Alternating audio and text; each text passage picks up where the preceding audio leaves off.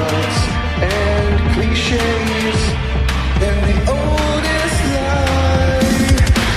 A million hearts repeating your catchphrase and your lines. It's chaos by design. Go on, man, get your bag and wash the tissue right.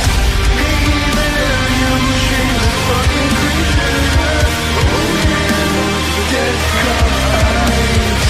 Up the sides of the doomsday creature. And antagonize on my side. Oh man, you're changing hearts and minds.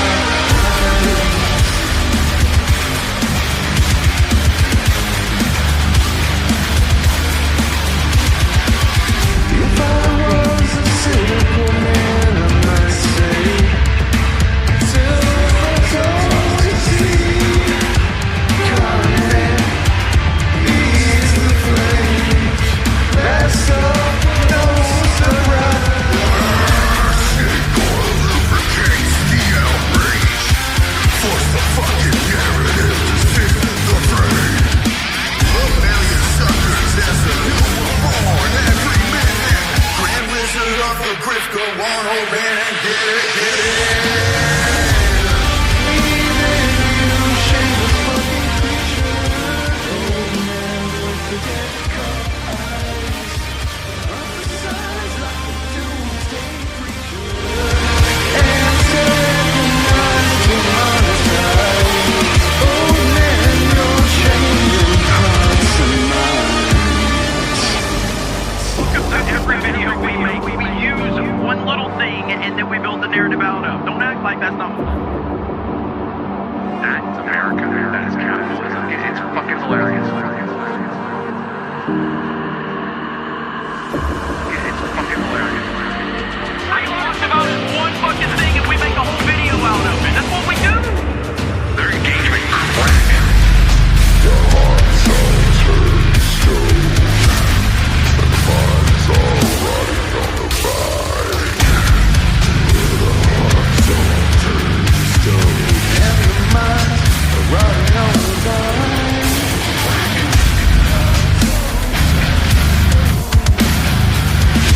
And the minds are rotting on the vine. Shameless fucking creature. Come in with the passive advice. Digitize to crystallize in your mind. Recognize and normalize. Oh man, you're changing hearts and minds. Hearts all turn to stone. And the minds are running on the vine.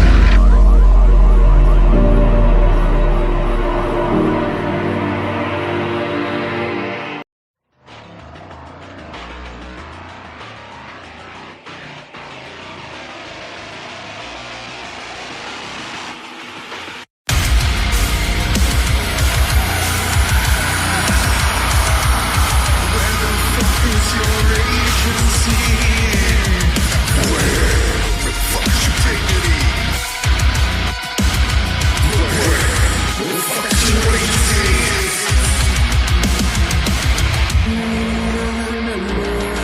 What it was like to be ashamed before the maggots ate your brains. Killing was useless. Everyone you love the most. To meet your fucking ghost. You think that Christ is on your side? That's just shit you say to justify. The oldest lie. Tell me what is your love for? Now that you're gone.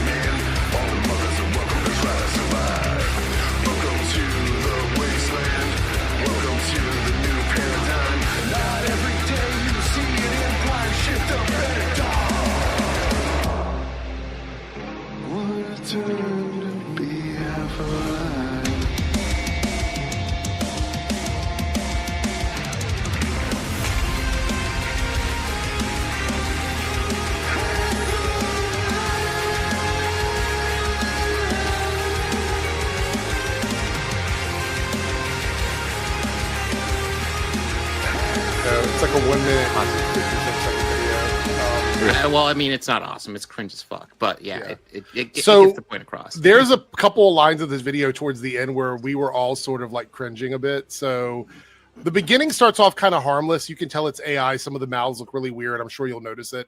When we get towards the end and they talk about this actress specifically, it's pretty rough. Here we go. There's no humans in this video, by the way.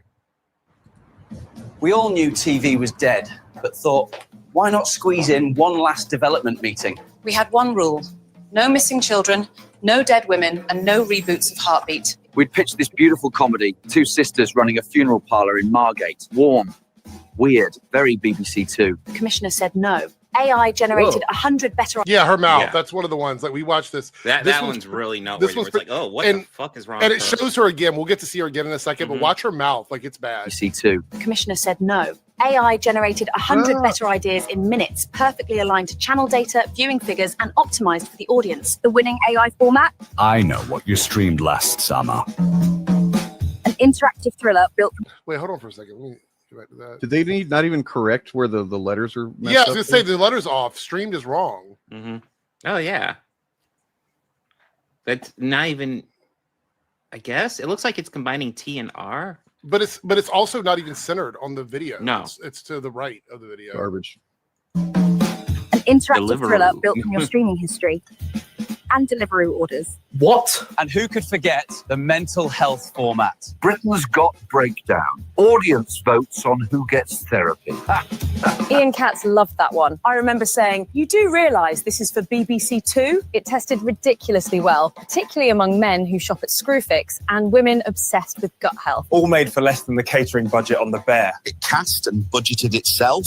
By the way, look at this person. Look what this person's holding in their hands. Like, this doesn't make any sense. Is it like you see lots of people just snacking in this, and it's like you can tell it's a computer just being like, "What do people do while talking?" I'll just generate that at the shit. same time just seems weird to me, man. It's just a personal preference, but I would not be drinking coffee as I eat something like that. But it's also weird that they picked the one overweight guy, and they're like, "We're going to put coffee and food in his hands." There's another overweight guy, but what I was thinking about is just the fact that they're making sure to make some people, that don't look like perfect, pretty people, which is even more deceptive because you imagine that they have to be typing that. They're like, well, look, here's the other big guy. They got food in front of him too. There's food in front of him as well. Oh my god. Well, I think he's looking at a fucking he's looking at Erica Kirk back there from 2012. Fucking universe. Man, Pete Hegseth would not be happy. He would not have this. Hegseth would fucking be furious at this. Come on, getting these fatties in here like this. Get the fucking fatties out of here, man. Goddamn fat. Welcome to a live fat as fuck. Yeah, how's it going, man? It's Friday. All right, we got some comments. We got RL Morales, we got Screwface, we got Harrison, we got Mr. Anti-Idiotic Forent, who's doing great. Let's see, talking about music to listen to while reading comics. I don't like to listen to music when I'm reading comics unless it's something without lyrics. My brain just kind of focuses on lyrics too much. But yeah. Look at this fucking this guy's not gonna make it in the military. Not in our new US military, our non-woke military. You guys hear me okay, by the way? Sorry it took so long to get started. My my family was going to an event and I was trying to steer, get them out the door, which always takes a little bit longer than it should. Also I didn't want to seem like I was rushing, like, hurry, get the fuck out of here, I gotta start my stream. But I was kind of doing that, but I didn't want it to seem that way. So, Crisp audio, thank you. Check this out. Look at this guy. You seen this fucking game? Spider Fighter. You can get this on Amazon or whatever. I don't know. I made this a long time ago, and I just happened to find it. Where, like, I took the Spidey image and was like, imagine being Spider-Man scrolling through and you see some shit like this. Like, what the fuck is this? Where's my cut? But he doesn't get one because he, that's not his. You get it anyway. So we're going to talk about a couple things. We're going to talk about politics generally. The political situation right now. So, as the stream title says, we're talking about the Purple Revolution. What is that? Is that something to be excited about? Is that something to be wary of? We'll get into that. I've done some digging. If you've done some digging as well, I'd like to hear from you. Let me know, what you thought. Or if you're part of that, reach out to me. Let's chat. But other than that, I want to talk about what we can probably expect this weekend. What's probably going to happen tomorrow. Yeah, it's good. It's a big day. I don't know if you guys realize how kind of crucial tomorrow is. It really can't be overstated that tomorrow is going to kind of make a historical mark. Whatever happens, it literally doesn't matter what happens, right? Even if the day goes through, without a hitch, everybody's on their best behavior, nothing fucking shitty happens, no violence, nothing like that. And it's just a good time. We're out, the numbers are great. That's going to be historical. But we probably can use our little noggins and recognize that, it's probably not going to go that way. You know what I'm saying? Because here's the reality of what's happening tomorrow.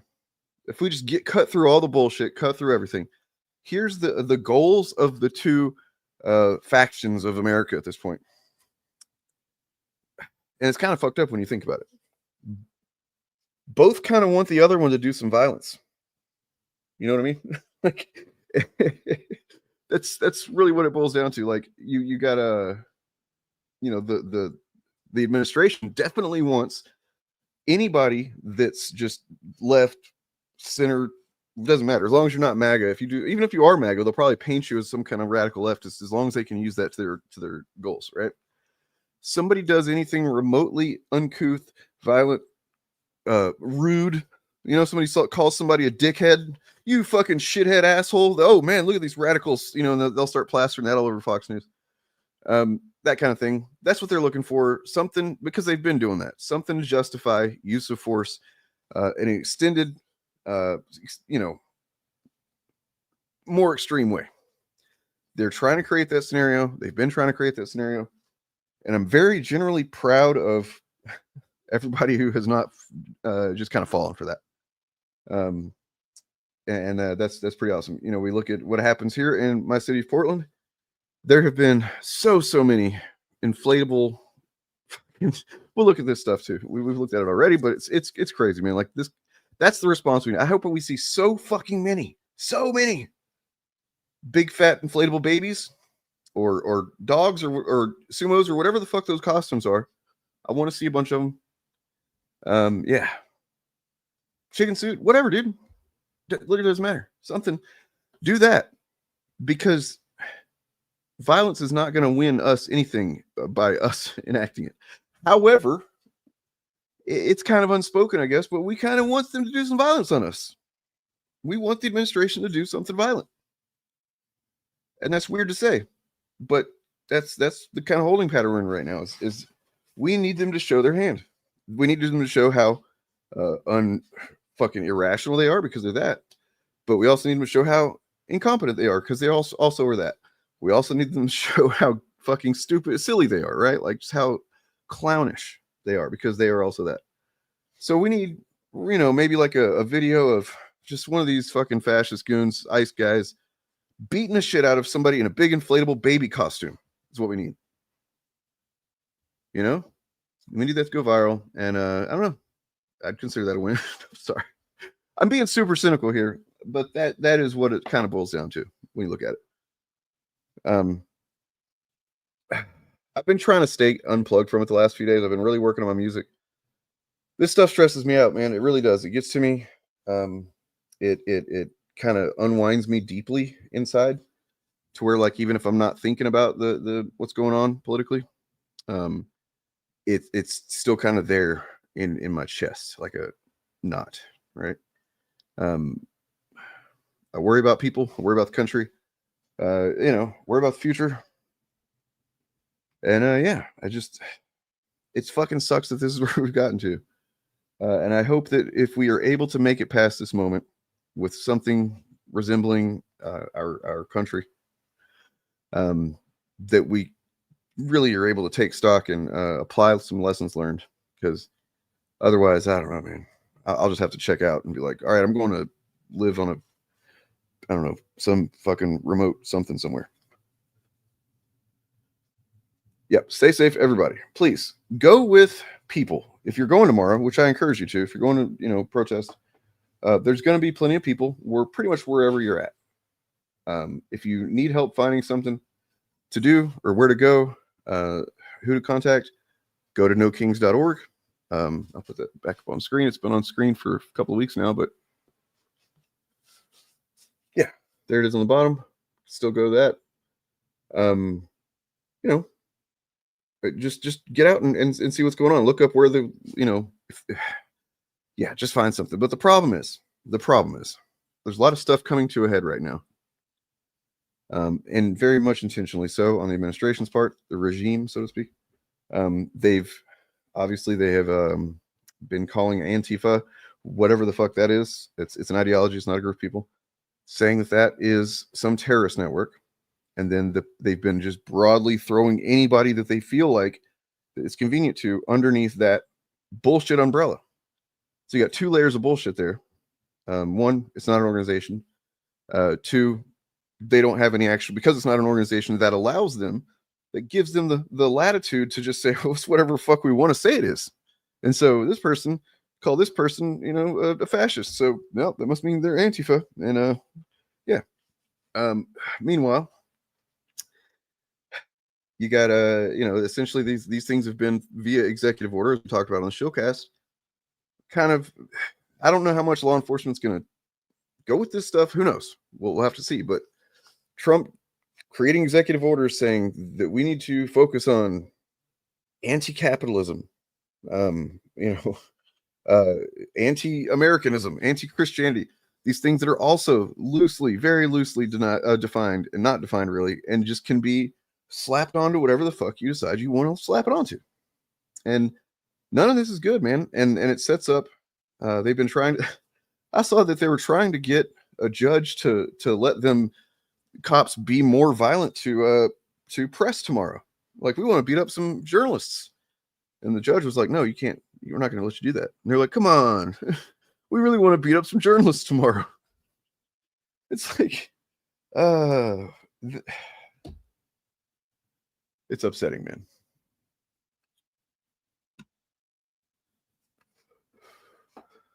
They're threatening him with the IRS? Who? What are you talking about?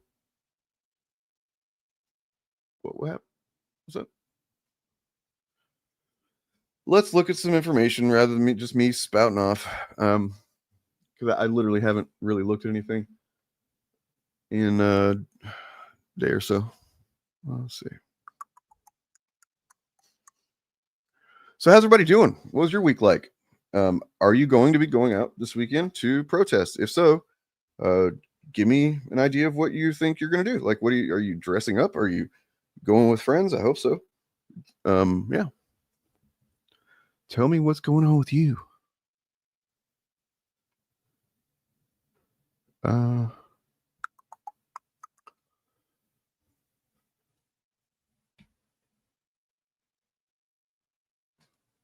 George Santos got a pardon. Great. Cool. Good for him. I don't know, nothing is great right now. Lots of things are not good at all, is the kind of general vibe I've got. In fact, oh shit. Just finished up a podcast, working as usual. Cool. Thanks for being here. We appreciate it. We as in, me. Well, for one thing, they got Robbie Roadsteamer the other day, the cops. So it gives you an idea of like where they're at in their mentality. If you aren't familiar with Robbie Roadsteamer, give me a minute and I will show that to you. But I'm trying to export a project from Premiere right now as well, which I should have done before streaming. But we'll see what happens.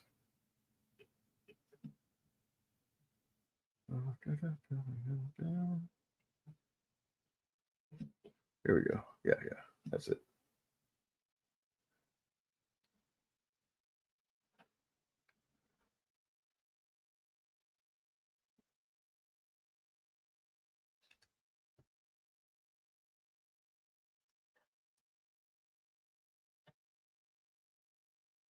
Okay.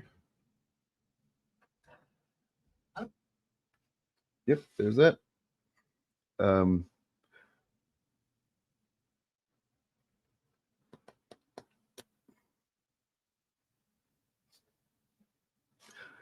I'm curious. I think like the kind of question that we might never know the answer to is all the stuff that the Trump administration in the last 2 months or so has been doing.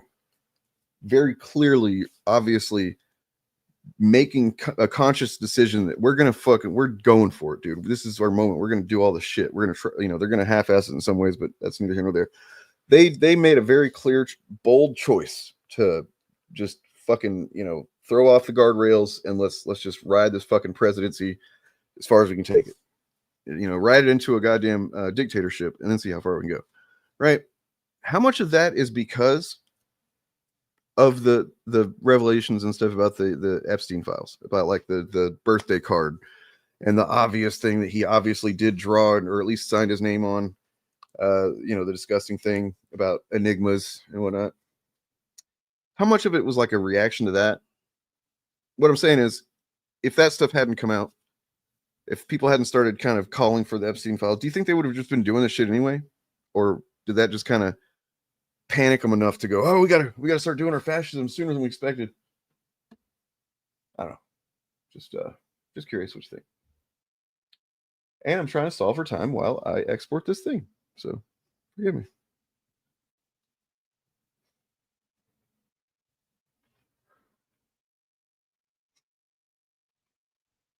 Ouch.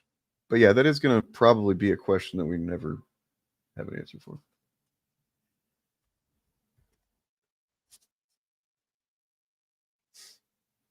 Okay. There we go. Got that exporting. Should be soon available. Yeah, come on. Somebody kill Moira McTaggart. You know what I'm saying? Kill Moira McTaggart. She dies. The timeline starts over. Yeah.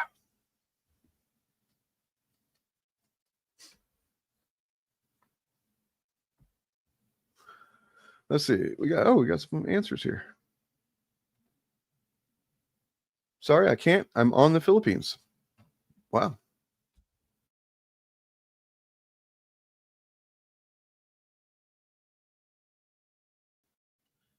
My wife and I and a few others are going tomorrow, and we all got our signs made. Hell yeah. Do you have any especially clever signs? Do you have any, are you just going with like, fuck fascism? What do you got? What's the tone of your signs? Are you like being extremely hostile? Or are you being kind of clever, a little bit, I guess, you doing some jokes? What's the tone of the signage? I heard something about Trump doing some kind of military demo in the southern part of California. I think about San Diego or something via doing some... Like, why would he do this again? Does he not remember what happened last time? He literally tried to hold a birthday party for the fucking military and himself, and it was a big stinker on No King's Day. Why would he want to have...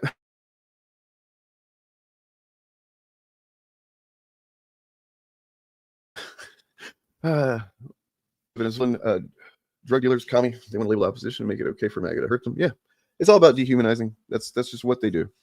We all do it to some degree or another. I think that we have to be mindful of that. We should never just like stop seeing anybody as a human being on some level. They can be a piece of shit human being, but yeah, they intentionally kind of go out of their way to... you've ever been in their spaces or just seen them in comments, they repeat the stuff. That's why it's repeated so much.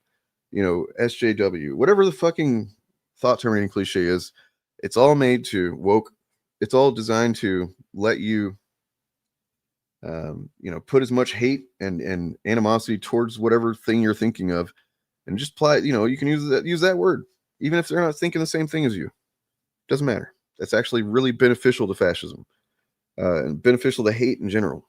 That you have language that is assumed to be between two or more people meaning the same thing, but it's not necessarily. That's how a lot of people get radicalized.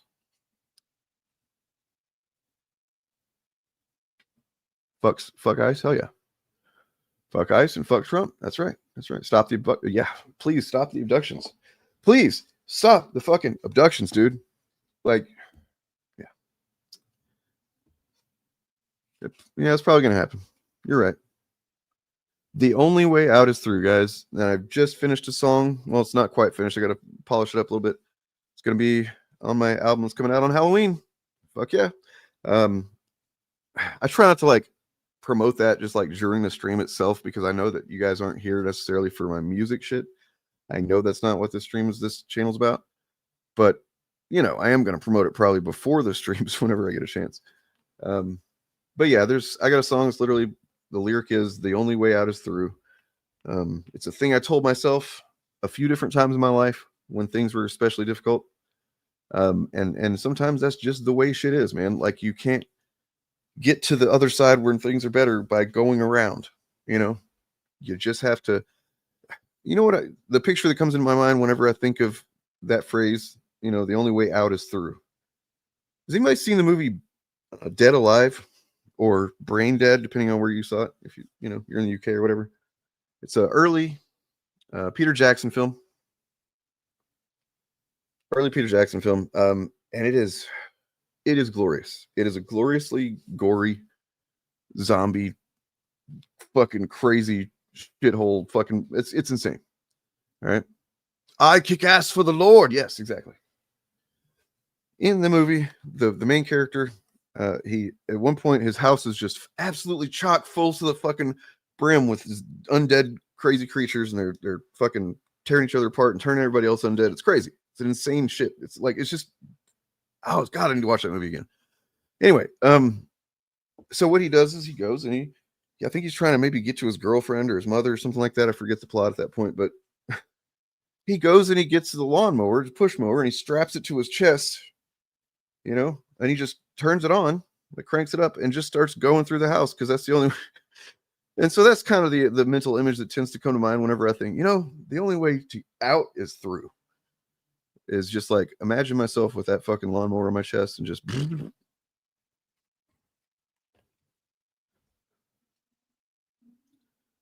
Hell yeah. Hell yeah. I don't know if I could get away with showing that on stream, but like, I would. Fuck, that's so awesome. That movie's also kind of gross in a lot of ways. That's like difficult to watch. Mainly like the custard scene, like when they're at the table and they're eating. Oh man, that's so gross. So gross. I wonder whatever happened to that Peter Jackson guy that did that movie. I wonder if he did anything after that. Probably not. So anyway, yeah, I was trying to export this because it's timely. I don't think anything's ever going to get better ever again. There you go. It is a lot. And I can handle grossness, but there's stuff that's just okay. For example, the one thing that I remember me and my friend watching this in middle school or high school when we saw it, and we were literally like tears streaming down our faces. We could not stop laughing. The part where they're in so it's in the house, all the fucking zombies are going nuts and everything, and the one greaser guy, the 50s greaser guy, I think it is, that he gets cut in half. And his gut, he's like crawling after somebody, and his guts fall out of the bottom of him because he doesn't have legs there. It's just his torso and this big open hole at the bottom, right? His guts fall out. Well, normally you would think that'd be the end of it. You know, the guts stay where they're at, and then maybe he continues on. He's a zombie. Who cares? But no, that's not the rules of these zombies. The rules of these zombies is that now those guts can become, you know, have a mind of their own. And so you see his intestines begin to snake their way up the dude's leg to try and catch the guy. And at the end of his what's at the end of your intestines? What's at the very end of your guts? You know what I mean? There's that, and it farts. And it's just like, wow, man, they put resources into making this happen. You know what I mean? Like, they put effort into making that do that. And we're grateful because, like I said, we were laughing harder than definitely maybe my top 5 hardest laughs ever. Yeah. If you're a Beatles fan, you can start with Bad Taste instead. I don't think I've seen that one. Yeah, it's art. It is. It really is. It's the kind of art that says, I dare you to say that I'm not art. Because you technically can't. I know you want to. You want to say that I'm not art, but I am, and you know I am. That's good art sometimes. All right. So let's check out Robbie Roadsteamer. You guys familiar with him? He is I'll be honest, he's not a very good singer, but he's not so bad that he should get arrested. He has done some pretty excellent trolling of some chuds before. We've watched on the Shillcast, I think, a couple times anyway. We just kind of he goes around singing, and he says the things that should be said to some certain people. And so he was in Portland here the other day, and at the ice facility, generally a pretty chill spot. And here's what happened.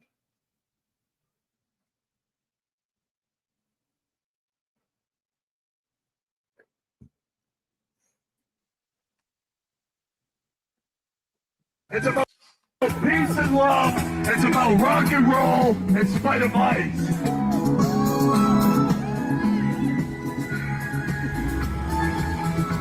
If you hate brown people and you are a Nazi, come on, ice, leave Portland. Yeah, why don't you come out with your super soaker?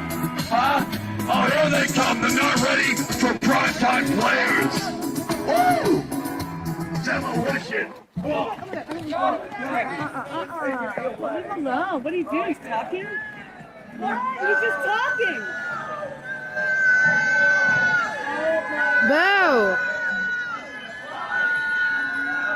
See you work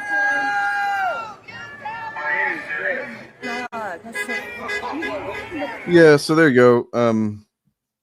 As far as anybody can tell, he wasn't doing anything wrong. So apparently they charged him with trespassing, which is interesting because if you just watched what happened there, he had not trespassed seemingly until they grabbed him and brought him further into the property.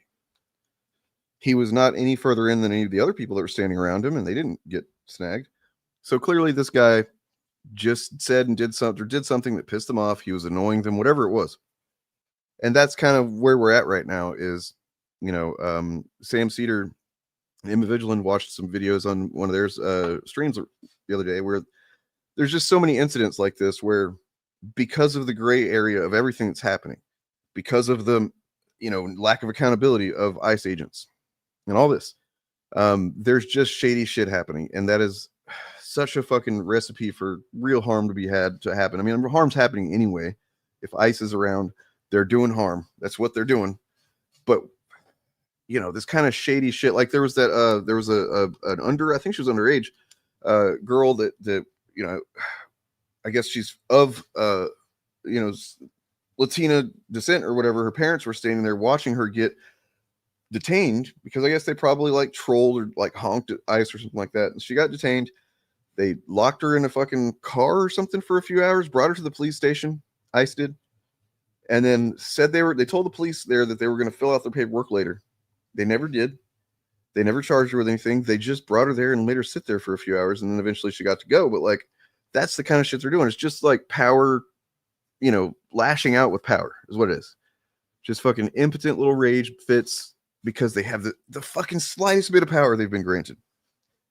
And lack of accountability. That's a bad recipe, man.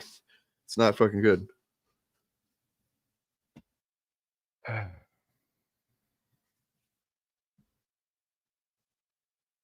Didn't see Hulk Hogan handler go off on a bear man. Hulk's old. What? Are you having a stroke, man? What's going on here?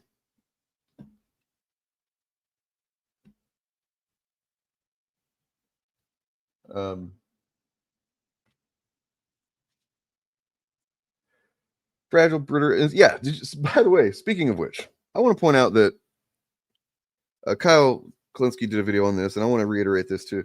Did you guys see the Gravy Seals, the Meal Team 6 guys? Did you see how that played out?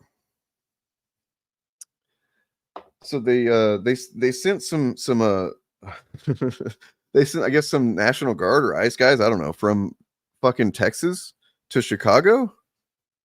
And you would think that, you know, having lived in one place and been in the other one, I feel like that should kind of, they balance each other out, but no. Texas, big old Texas boys are a specific thing, okay? Big old Texas boys are a very specific thing, trust me. So a bunch of big old Texas boys were piling out of I guess a truck or whatever in Illinois to go do some, you know, fascist shit. And that shit got, you know, they got on video, they got it on photo, and it went a little viral. Went a little bit viral. And so you had people, you know, look, they're fat shaming them. They're fat shaming these guys, but it's okay because the gloves are off at this point. I say this as an overweight person. Fat shaming these motherfuckers. Because it worked. Because with Hegseth so fucking superficially, like he's so overwhelmed with the superficial, it's very obvious that he's overcompensating big time because he knows that he shouldn't have the position he's in. He shouldn't be where he's at. He should not be anywhere near being the fucking Secretary of Defense, you fucking moron. But he's there, and there's some part of him gnawing at him that's like, this is not right. You know you're a loser, dude. What are you doing here? You're such a fucking loser. So he's got to try and bury that. And so he goes, and him and Trump give that speech to the generals and stuff where they're like, no more fatties. You know, it's essentially the vibe of the, you know, part of the speech. The other part was, hey guys, you know that whenever it says in the Constitution, protect, you know, foreign and domestic, they're talking about Antifa, which is everybody who's not MAGA. That was the other part of that whole thing. But yeah, the no fatties part was a big deal. And Pete was really, really, you know, he was dead set on it. So whenever it came to his attention that a handful of fatties had gotten to Chicago and were representing pretty badly, man, just like not looking good. He fucking sent them home because he saw that they were getting roasted. People were dogpiling, just like some pretty funny stuff too. You know, and that just goes to show that these people, I can tell you this with so much confidence, okay? 5 years ago, I would not have been able to tell you this. This is something I only learned doing YouTube, making the content that I've made. They will always give you the thing. They will tell you what they are insecure about. Almost without fail. If you talk to one of them long enough, if you just kind of like listen to what they're saying, you know, a little bit, they're going to give you a hint at least on the thing that is motivating them to be such a piece of shit in many cases. You know, just think about it. It's all over the place. The way that they talk. When a chud says something about, oh, you got cucked, what is that telling you? Nobody's thinking about getting cucked, man. Nobody fucking thinks about that shit. The fact that you fucking are, that's like a primary fucking action word in your vocabulary says something about you. You know what I mean? So that's just one example. But yeah, and in other cases like Pete Hegseth, he'll just come out and make it obvious that he's so fucking insecure about having fatties in the military. He thinks it looks so bad. Meanwhile, don't look at your president, I guess, bud. But yeah, he reacted to that. Human beings on the internet, probably just like, you know, a bunch of losers like me and you, whatever. We're not really losers. We're awesome. But, you know, somebody fucking trolled that post of those dudes. Hegseth saw that shit and he fucking reacted to it and he sent those people home. They are driven by insecurity. And that is important to understand, especially if you're going out tomorrow. Tomorrow is not about violence. I hope that it does not get to the point at any point in the future where it does become about violence. I don't think it's that. I don't think we're there. I think what we need right now, the absolute, just like with 150% certainty, if I'm doing Trump type percentages, right? We need to mock them. We need to mock the ever-loving shit out of them. We need to make fun of them. It's something I've done for years now. I know you guys, you know, do that too, probably on your own time. It works. And right now it's what's fucking needed. They are making these fucking big swings right now, and they aren't sure if they should be. And by they, I mean you know, the general vibe. Like they know what they're doing. It's really exciting. It's like, oh man, we're locking up some fucking minorities now. Yeah. We're sending them away, and oh, we're gonna fucking call everybody Antifa. We're gonna lock those people up too. That's really fun. That's got their nipples tweaked. They're fucking, they're ready to go. But there's part of them that's like, but what if we fuck this up? What if we fuck it up? You know, they know Trump is a fucking, you know, brain liquefying fucking old pedo piece of shit. They know that on some level. They know Hegseth is not qualified to fucking do what he's doing. They know that this is a fucking, you know, a bunch of incompetent idiots. So yeah, I just make fun of them. Point out how they certainly are very insecure about something that just most people don't even care about, right? Yeah.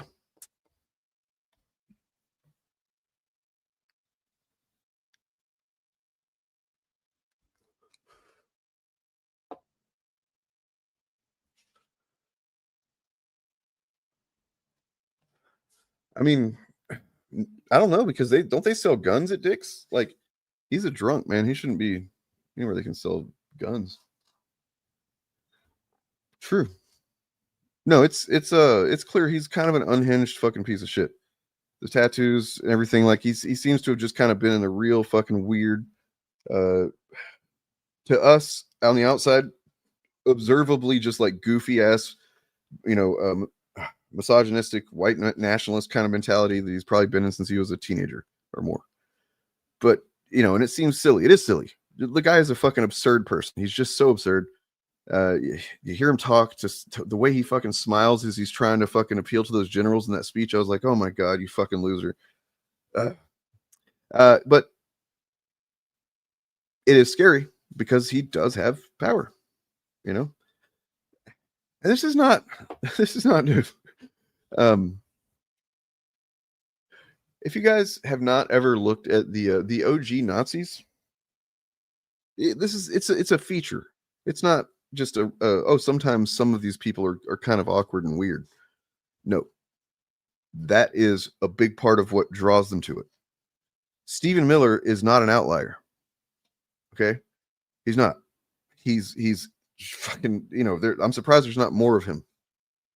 Just a bunch of fucking antisocial, way too hostile all the time. You know what I mean? Like, he doesn't understand how to communicate in any way that he doesn't think people will take him seriously unless he talks like this and he uses force with every other fucking syllable and his head's fucking twitching when he's talking. You know, he thinks that that's the way that you have to speak in order for anybody to take you seriously, because nobody's ever really taken him seriously.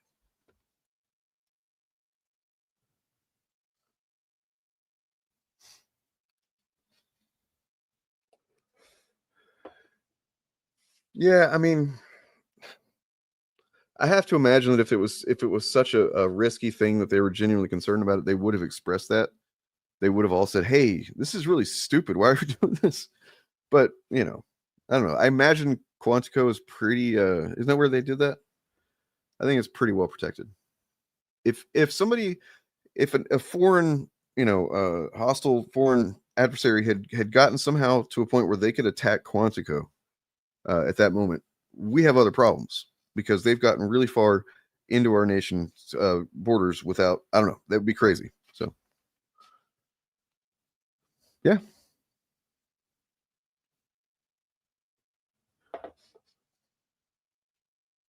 He only used that one time that I remember, you know, just one time. Talking about this with somebody recently. I don't remember if it was on stream or what, but you know, what's up with fascists and their hair? It's always these fucking fascists. Just go bald gracefully. Just let your hair fall out. If you don't like the way that it's falling out, like, it's, you know, it's understandable. If you're just in the center, kind of bald, and then you still have hair on the sides, shave it, man. Or don't. I don't fucking care. Nobody really cares. That's the thing. Nobody cares. They think that everybody's looking at them and what's going on with their hair. Like, oh no, I got to do something about my hair. They're going to think I'm a weak man. They'll think I have a tiny pee-pee. You know, nobody fucking cares. You don't look like you have a tiny pee-pee until you start obsessing over somehow you just got to fucking, you know, claw back the youth that you're losing hair by hair. It's fucking weird, man. It's fucking weird.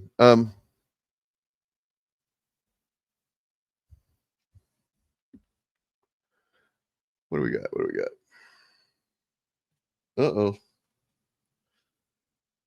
Uh-oh. Well, so Eric Debunks did a video about the D&D homophobia that was going on Twitter, but you know what? We'll come back to that maybe. He's holding that down. He's got it.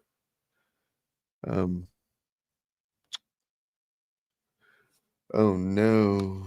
The pick-me's are asking white nationalists if they can stay. Oh dear. Let's check this out.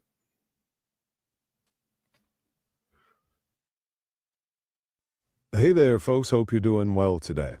We just arrived at the inevitable moment that was on the horizon, where people like Charlie, who has a YouTube channel, we've featured him on the past, a Korean immigrant who's been making the case for white nationalists, took it one step further. Again, making a case for white nationalists, but this time making a plea, saying, hey, I think I'm one of the good ones. Can I stay? And that was literally the name of the title of the video he published today. Can I stay white nationalist? So sad. Let's take a look. What I'm trying to say is, I think I've proven myself to be one of the good ones, so I guess I deserve to stay. And secondly, if we're so preoccupied, concerned with the rise of white nationalism, it's a crisis, Baby, stop attacking white people every chance you get. I don't know what to tell you. Now, that clip was from the end of Charlie's video, but let's see the case he makes and how he gets to that point. Why is he... Okay. Yeah, really, really cringe, man. I just want to say, the thing is about being one of the good ones that this poor bastard is making just fatal error here. Fatal error. There isn't one of the good. It's not a real thing that they actually believe in. What they mean when they say that is, are you someone who will not only not stand in my way and not, appeal to your identity as being something that I should have to give a shit about, but will you also say the things that we say, support us not being actually bad people? We're just common sense regular people, and you think that everybody's being kind of crazy by reacting that way to us. Will you do all that stuff? Will you fucking just extend your neck so fucking far out for us white dudes who, and we'll be nice to you, nice-ish for the time being. We'll let you hang out at our parties. We'll let you, you can call yourself MAGA, whatever. It's fine. It's fine. For now, there is no one of the good ones to these people. Officer Tatum. This channel, this guy says that they've covered him before. I think it is a legit thing, unfortunately. Don't be a useful idiot. Don't be quizzling. Yeah. I'm going to bring up some lyrics here.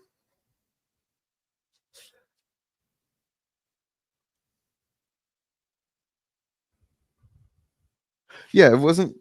What was it? Was the Hodge twins? Is that what they're called?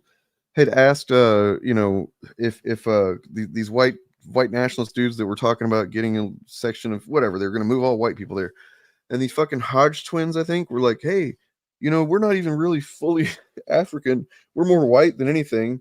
Is it cool? Can we be invited? Can we be cool there? And they were just like, fuck no. Like. Yeah, that's what it was. I didn't know if I had the name right. Hodge twins, yeah.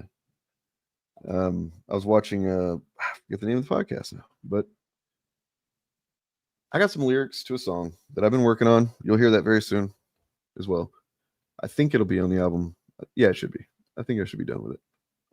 So this is a song that I've been working on called A Man Called Rome.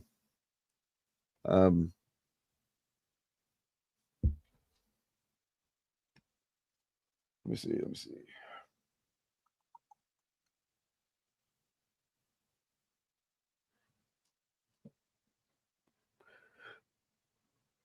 So lyrics go like this. Yeah, you're an exception. You're one of the good ones. That's what they all say, at least until you've walked away. And then it always fucks you up. Betrayal you should have seen coming. Night is long, as are the blades. And the leopards seem hungry for your face. History has made it known, time and time again. Don't mistake a smile for respect. And don't mistake a fascist for a friend. Just like old Ernst Röhm, locked in a cell and shot in his head, ordered by a man he called friend. But here's the thing he should have known. Fascists ain't got no fucking friends.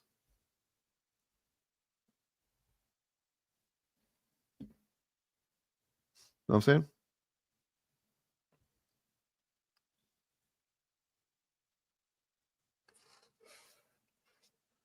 Yeah, that's par for the that's just par for the course, man. He's got to do that now and then.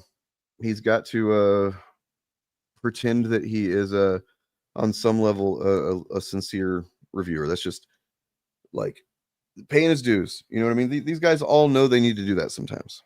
So like Nerdrotic or whatever will eventually, every once in a while, like Deadpool and Wolverine, they'll find that one as they'll frame it in some weird way to act like it's somehow not a literal Disney film, and pit it against other Disney films, other Marvel films, and say that this is how you do it. This is good. It's one of the good ones. One of the good ones. It's all performative. These people don't believe in shit.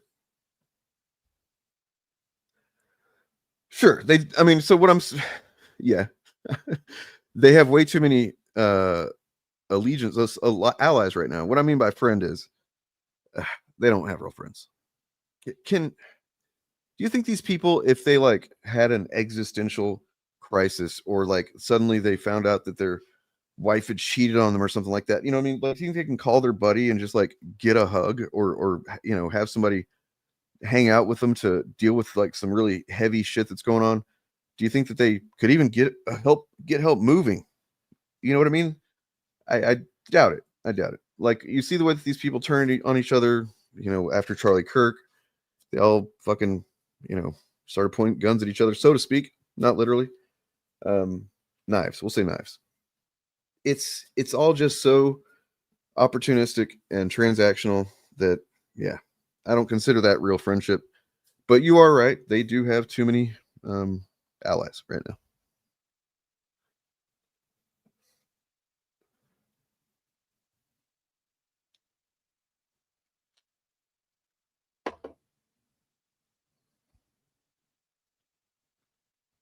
Yep. ISB and Andor. Exactly.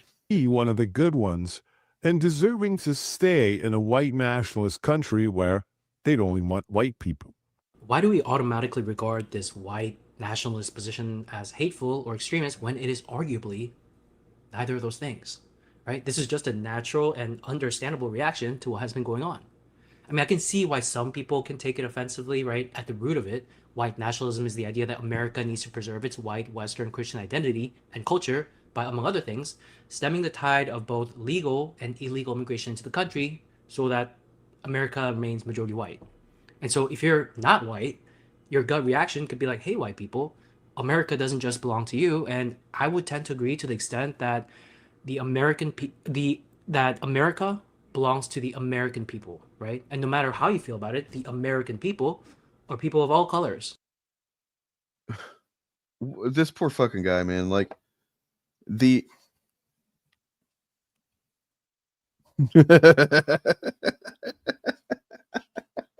You're right. You're right. You're right. I wonder how many of these guys, like, actually, when you think about it, because they probably don't feel comfortable or aren't aware of who of their allies is actually secretly gay, like a lot of them are, right? So like they're probably sitting there, you know, going to some fucking rally or whatever, and they're just like, man, I don't know. Should I risk it? Should I risk it? He looks like he probably wants my dick, but I don't know, man. If I fuck this up, it could go bad. I don't know. This poor guy, man. This fucking poor guy. I don't know what you have. I don't know. It just seems like this is you lack some of the most basic shit that I think a human being should develop, you know, at some point in their life. Values, morals, what you believe is right and wrong, things that are, you know, how can you just full throat endorse white nationalist ideology? And then it's sad. It's fucking sad. I it's sad that white nationalism has gotten to this point, gotten so powerful here at this point in history, that a guy like this sees no choice but to kind of, oh, I guess my play here is I'm just gonna say, hey guys, you guys are awesome. White nationalism is pretty cool, actually. Can I stay? Can I be cool? You cool with me?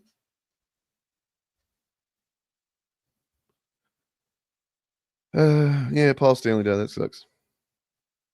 Yeah. I mean, I sympathize with it as just like a survival mechanism, like it's a survival attempt. Like he may not realize it, maybe he does, but if he fully understands what white nationalism is, and that is not something that's just the thing about all these hate groups and these hate ideologies and fascism in general, is that there's never a resting state. There's never a point that you're going to get there and go, all right, we've done enough. We're good. That just doesn't happen. It continues to consume. It continues to turn its fucking hungry eye towards whoever's next. And so to think that somehow you're going to escape that is mistaken. Yeah. Oh yeah. Oh yeah, I think so. Yeah, you got it mixed up there, Chris. It was not Paul Stanley. It was Ace Frehley. Me not being a very big Kiss fan at all, I didn't even think about the distinction between the two. Yo, Bob.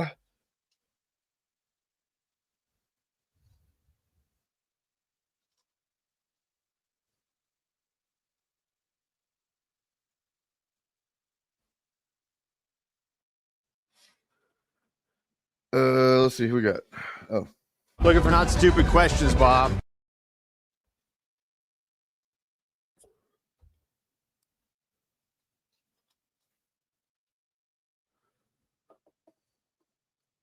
Oh yeah, D'Angelo. Heard about that.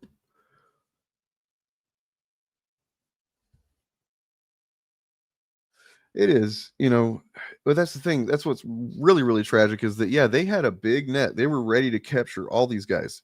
If you're a dude who's isolated, alienated, and sad, confused, angry, whatever, just feeling unmoored from society, like you don't belong, and you're not sure what to do, the right was there for you.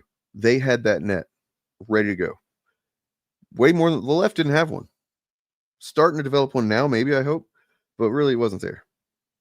The tragic part is that net that the right has doesn't actually give a fuck about those dudes as anything other than, bodies to throw it at their goals, their agendas. That's it. And so it's chews those dudes up and spits them out. Either it chews them up and they become effective fascists, or they just get fucking spat out. And yeah.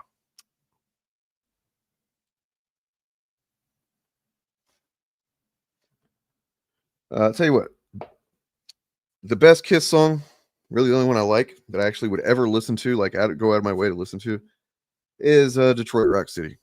And that's because of the bass line. All right, what we got here? We got Bob, I think. Yeah. Hey, Bob.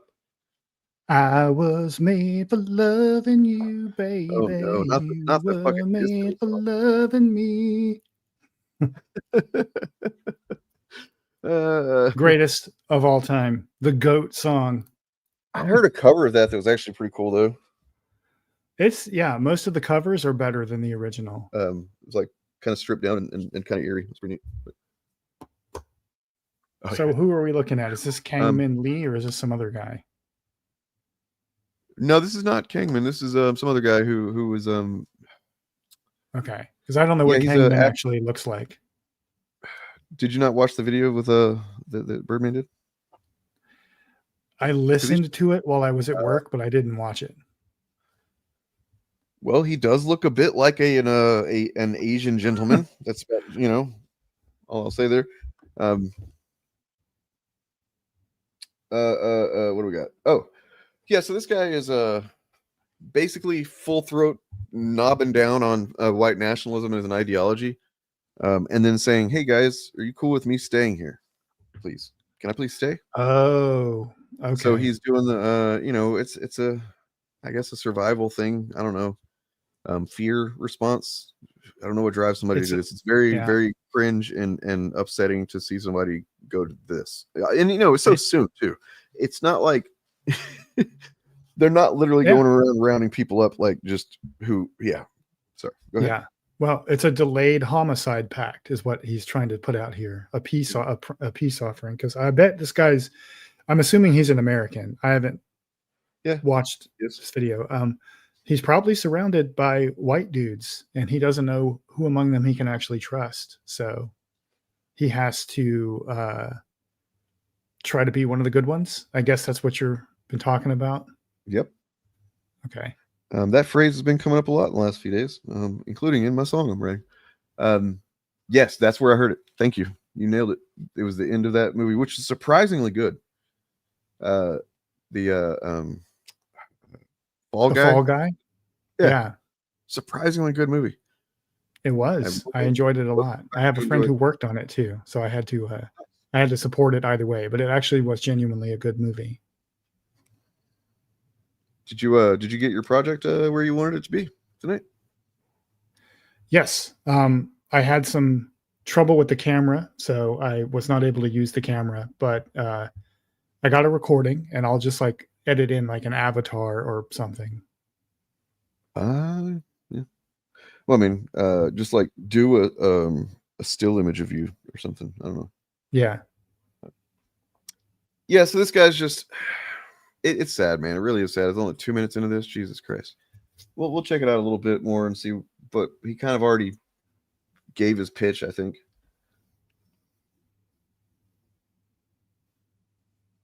There's no sound. Oh, my bad. That is because I had it muted. Let's see if the echo is a problem. Probably so. But his argument asking, why do people associate white nationalism as hateful or extremist? He then follows up by trying to downplay and justify it. The problem is there's a lot of evidence that demonstrate it is hateful and extremist. We don't have to look that far back to see evidence of this. The text between the young Republicans talking about executing people in gas chambers checks both of those boxes, hateful and extremist. So, like Charlie's other videos, he's really trying to paint this alternative reality, polish the turd, and then while making... So yeah, like perhaps there is a moment in when someone is just now getting into these ideas that it isn't directly hateful, and they're maybe just like very briefly engaging with the ideas on a, literally just a theoretical, kind of like, oh, this is an interesting concept to explore. It doesn't last long. That's not going to last long. The absolute end result, probably not even going to take long to get there, is that you will begin otherizing people, hating people, and then eventually, long enough timeline, probably not that long, you're going to want to take action against people. That's just how it goes over and over again in history. But correct. And there is an echo. Oh, shit on shit. Sorry about that.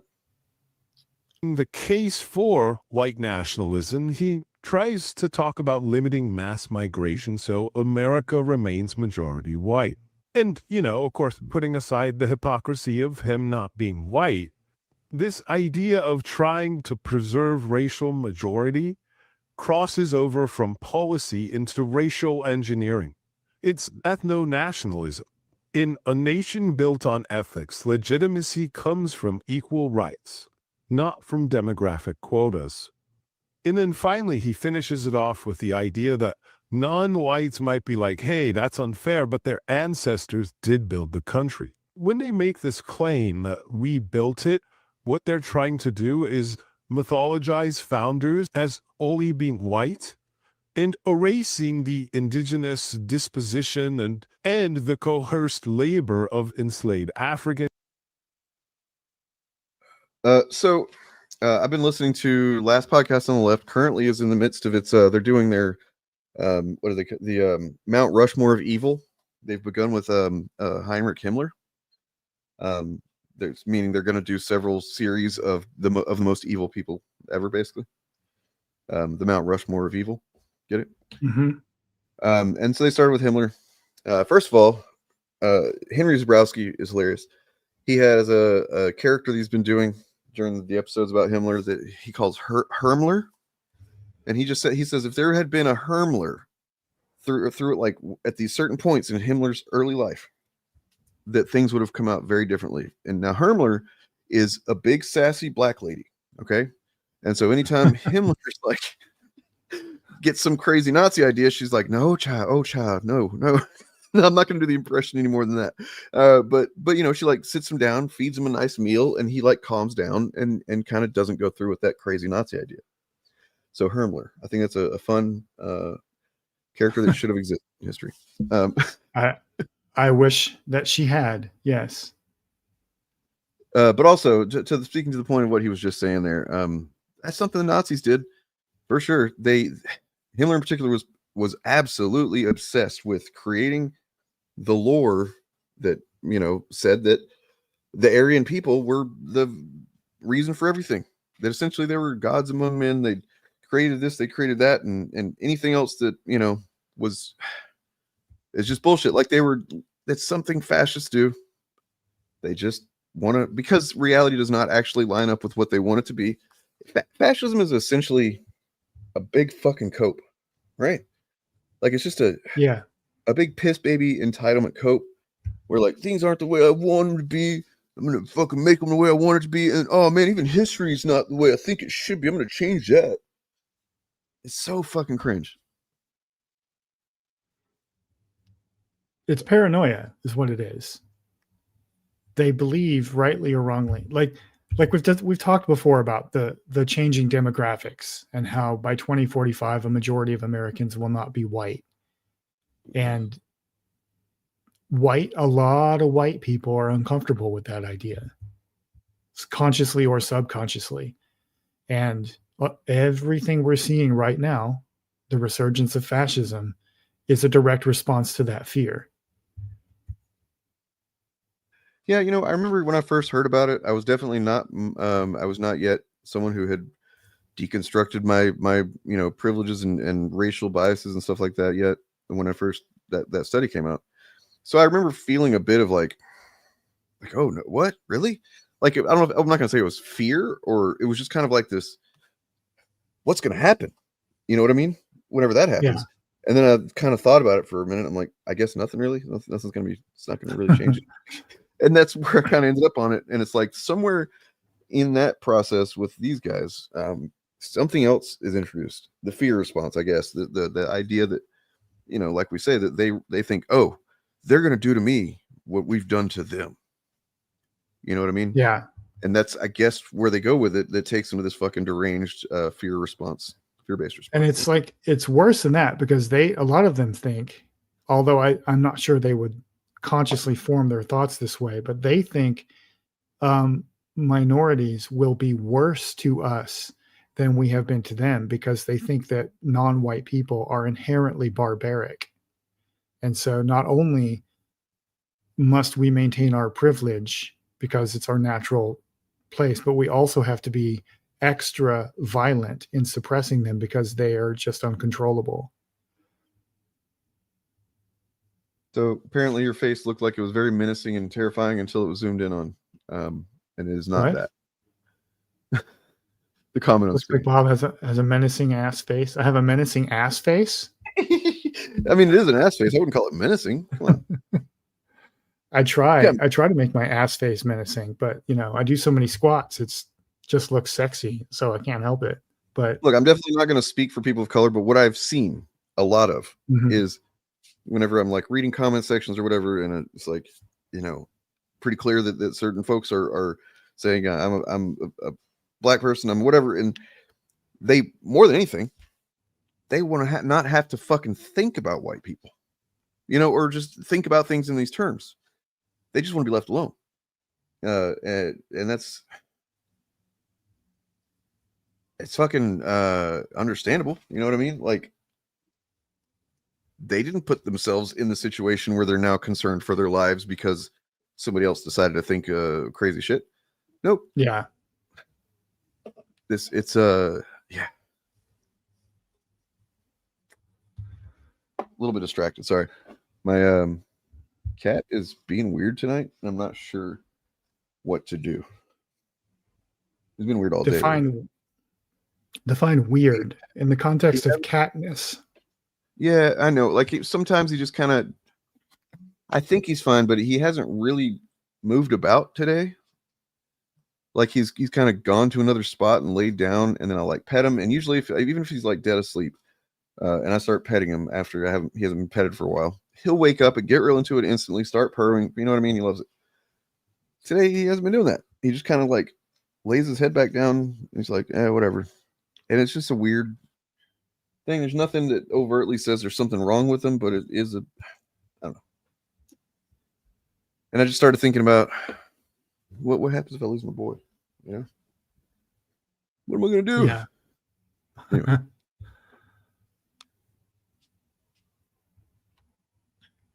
Yeah, these people genuinely fucking hate America. Like they sincerely hate all the stuff that America actually is about. Period. Yeah.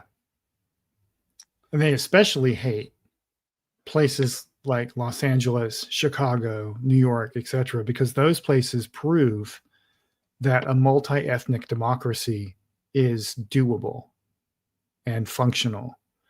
So that disproves all of their racial mythology right there.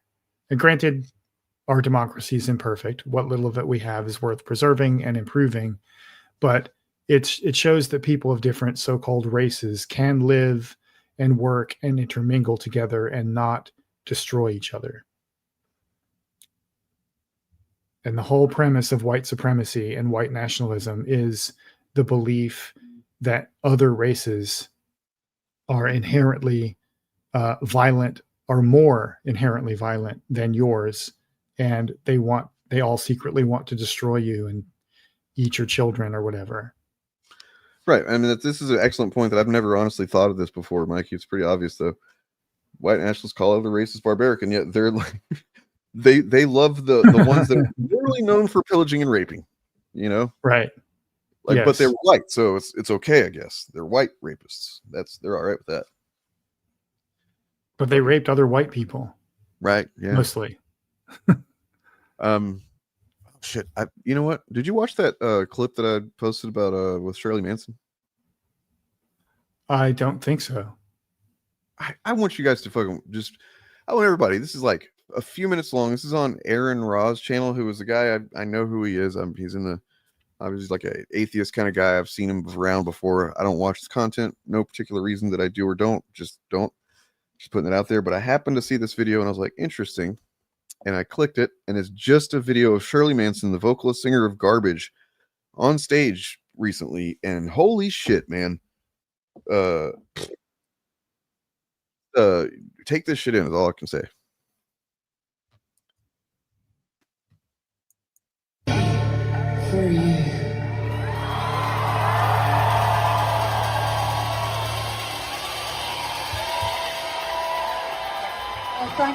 Thank you so much.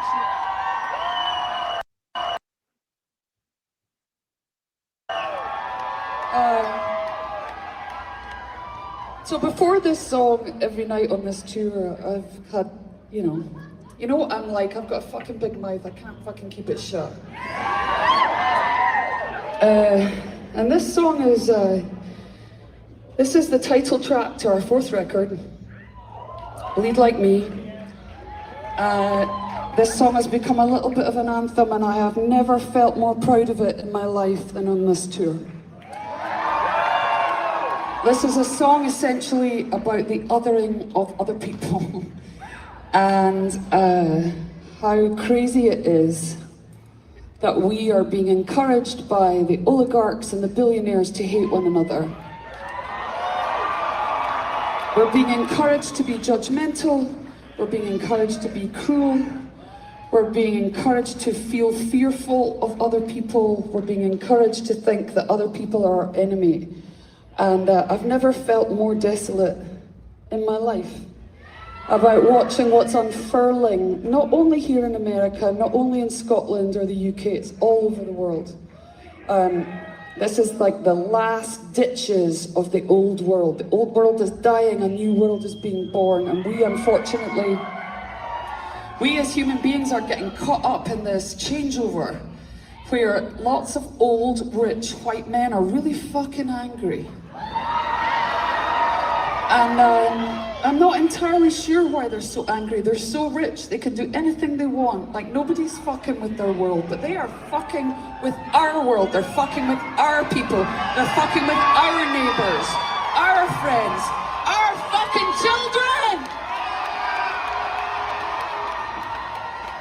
When you see children being rounded up in Chicago, of all places, fucking Chicago, in the middle of the night, 3 years old, being zip-tied, this has to stop.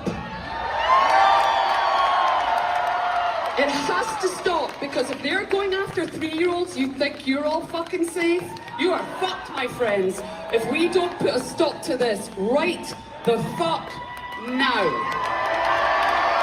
So this is a song about looking at everybody around us and realizing how different we all from one another. We are fucking different colors, we worship different gods, we worship, like we wear different clothes, we express ourselves differently, we listen to different kinds of music. I mean, it's fucking crazy, right? We are all exactly the same. We must hold hands and not fucking turn. Wow. As a fellow Celt, I second what she said. Every word of it.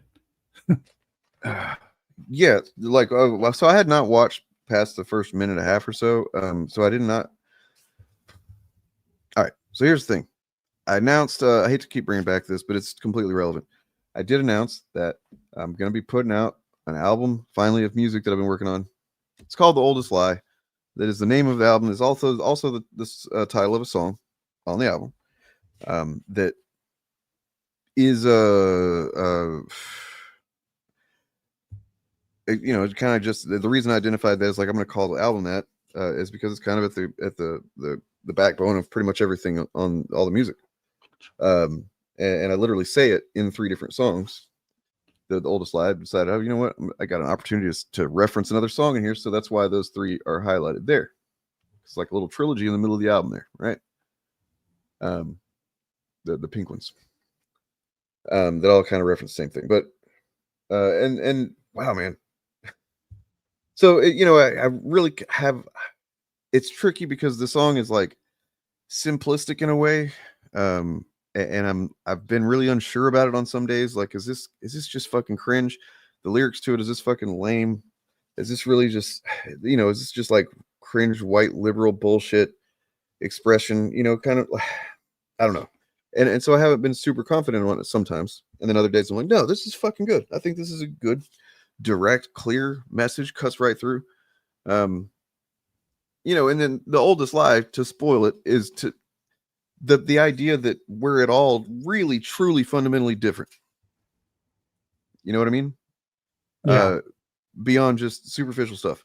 And then I kind of, you know, in the lyrics of the song, I kind of list out some things that I believe that generally everybody to some degree or another, it's a part of being a person, being a human. And yeah, hopefully the song turns out good. Hopefully the album turns out good. But that was just kind of crazy to hear her say that like that, because that's speaks directly to what the song's about. And yeah, gave me a little boost of confidence there. So yeah, and it sounds like you're just going through the normal creative process. Everyone, you know, we always think our work is shit. If you don't think your work is shit at some point, then you're not really doing the work. And true, because you're probably right, you know, because that's your safety measure. Like, if you think something is shit, then you need to take a look at it. Well, it's kind of like, maybe it's good. Like, I have to go, okay, is this shitty? Is this terrible? Is this lame? Is this cringe? And then I kind of assume the position for a minute that it is, and I sit with that. Mm-hmm. You know what I mean? And like with this song, I've had it since I wrote it, I think maybe in February, when I first kind of put it together and the concept came together and stuff. And yeah, and if I can sit with something like that and go for days and think about like, man, that's actually pretty lame. I'm not going to do that song. That's pretty stupid. And then I eventually come back to work on it again, and I go, wait a second, no, it's not really that stupid. Then it does kind of stand the test of time, or stands my own, insecurity, and stands, whereas like there has been other times when I'm like, no, these lyrics are lame. This is stupid. I'm not doing this. And then like 2 days later, I'm like, yep, still lame, still stupid. I'm not doing it.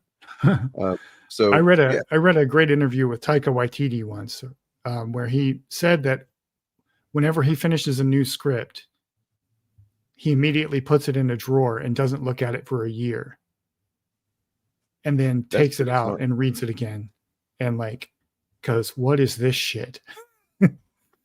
Because he's one of those artists who thinks while he's working on a project, he thinks it's the most amazing thing he's ever done. But he has the wisdom to know it probably isn't. Sorry. Well, every great director has at least one bad movie in them. Yeah. I'm a big fan of Taika. I don't even hate that movie entirely, but I do think that was an example of he had gotten a lot of freedom and just nobody to kind of go, wait, let's reel in some of these impulses. So it's not his best work, but it's not a bad movie. I enjoyed it a lot, or I enjoyed many things about it, but he's done better work for sure. Yeah. Art is a messy thing. And this putting this album together has been pretty challenging and hopefully rewarding, in the sense that, I don't know, basically if I put it out and somebody listens to it, even one or two people, and they don't just basically laugh at it and call it the worst thing they've ever heard, then I'm fucking won. I've won. So yeah. And it's important to find people who won't lie to you, right?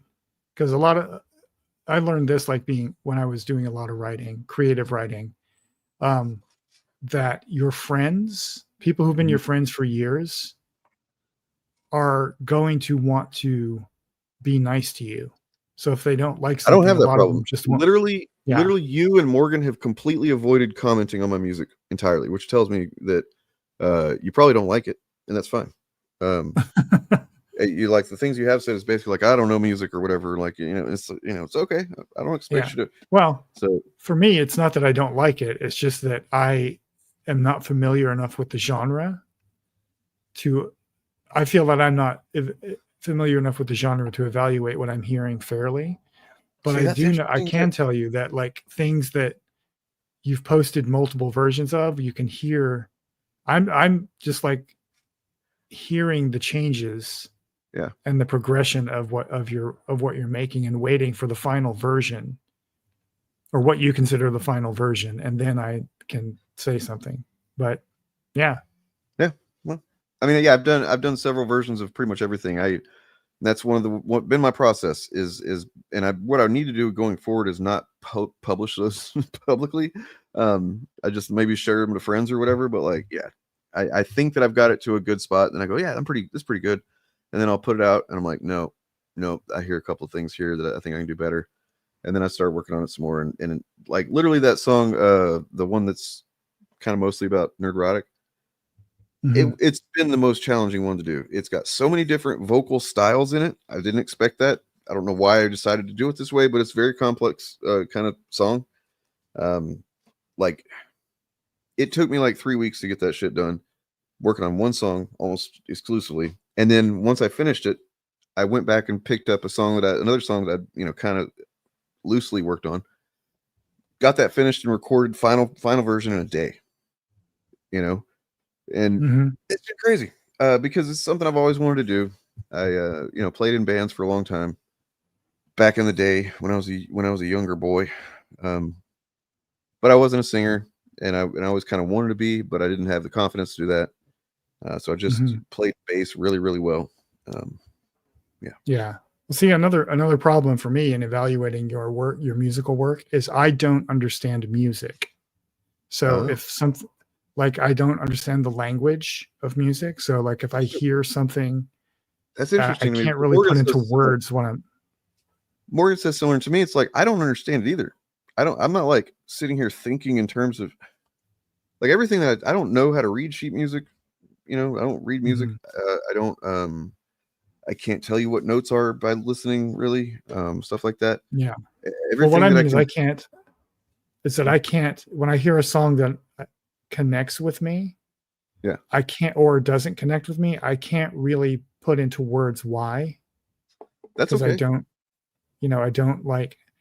And I never feel like saying, yeah, it's good, or yeah, I don't like it, is ever really constructive criticism, because you can't, because if somebody says, well, why don't you like it? I can't give them an answer. So, or if they say, what do you like about it?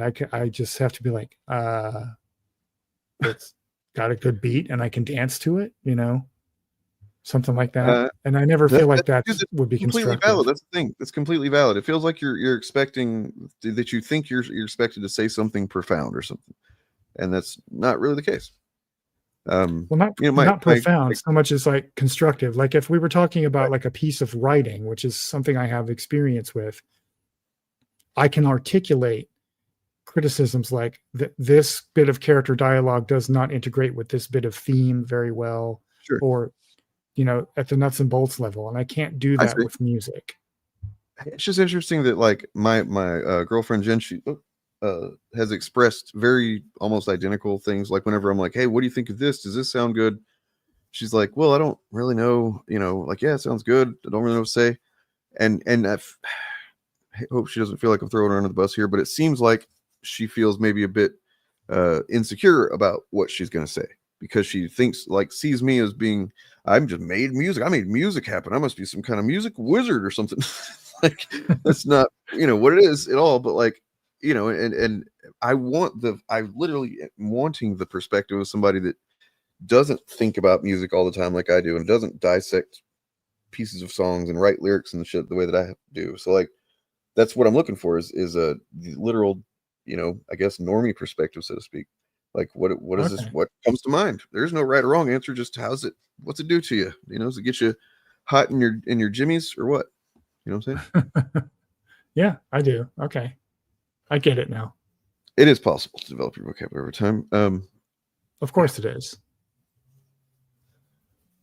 So like, do I have this right here. Check this out.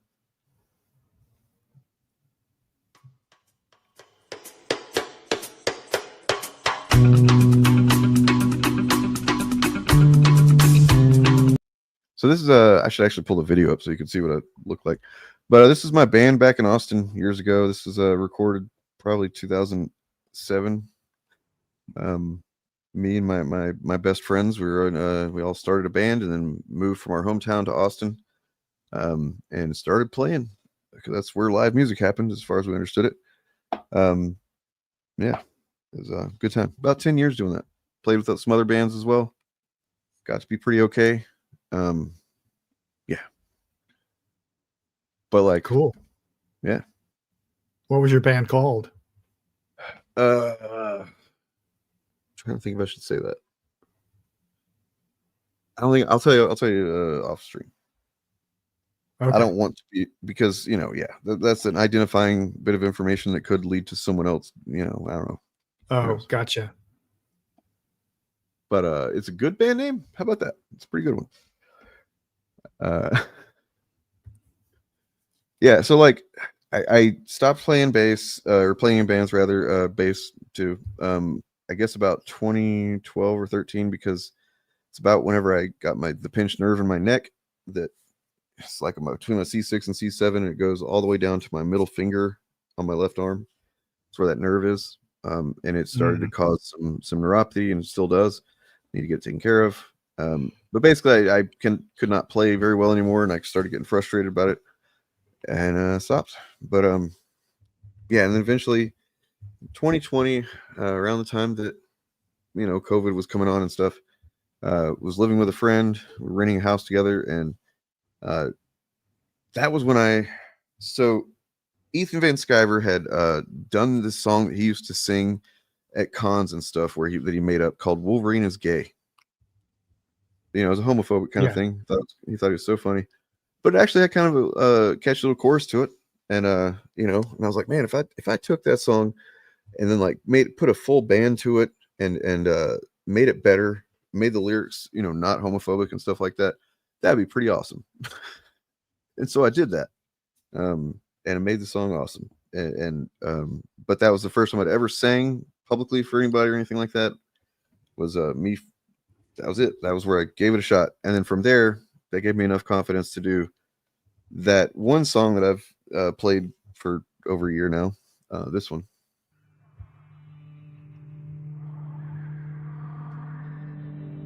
It'll eventually start, maybe.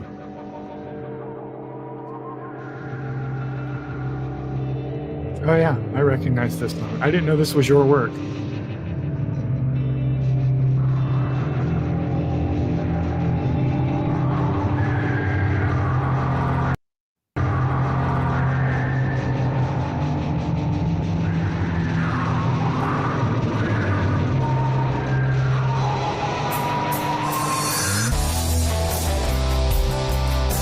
Okay, now I know this. Okay, I didn't realize those were the same piece of music. I've heard both halves of that separately and never connected them as one song.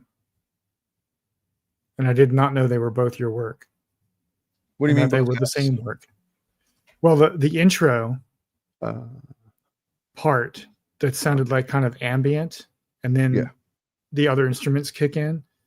Well, that also is the beginning of this song too. So I maybe went overboard. I'm not going to do it anymore. God damn it! But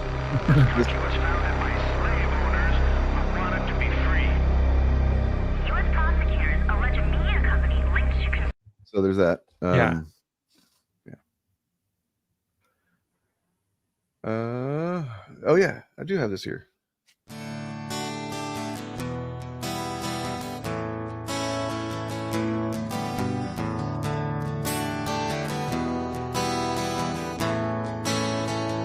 So, a guy named Intellectual Darkwave is the name of he goes by on YouTube.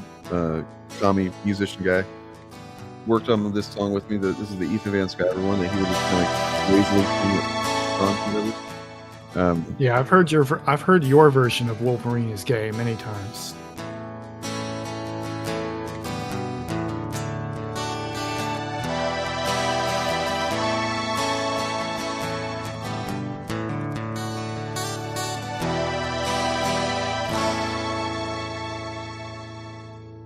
Ben Sciver told me, I'm glad that he did. Did he simply predict it, or will it into existence?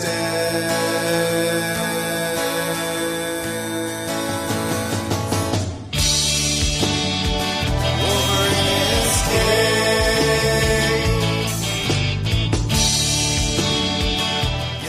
So, not want to judge your art, but it's not my thing.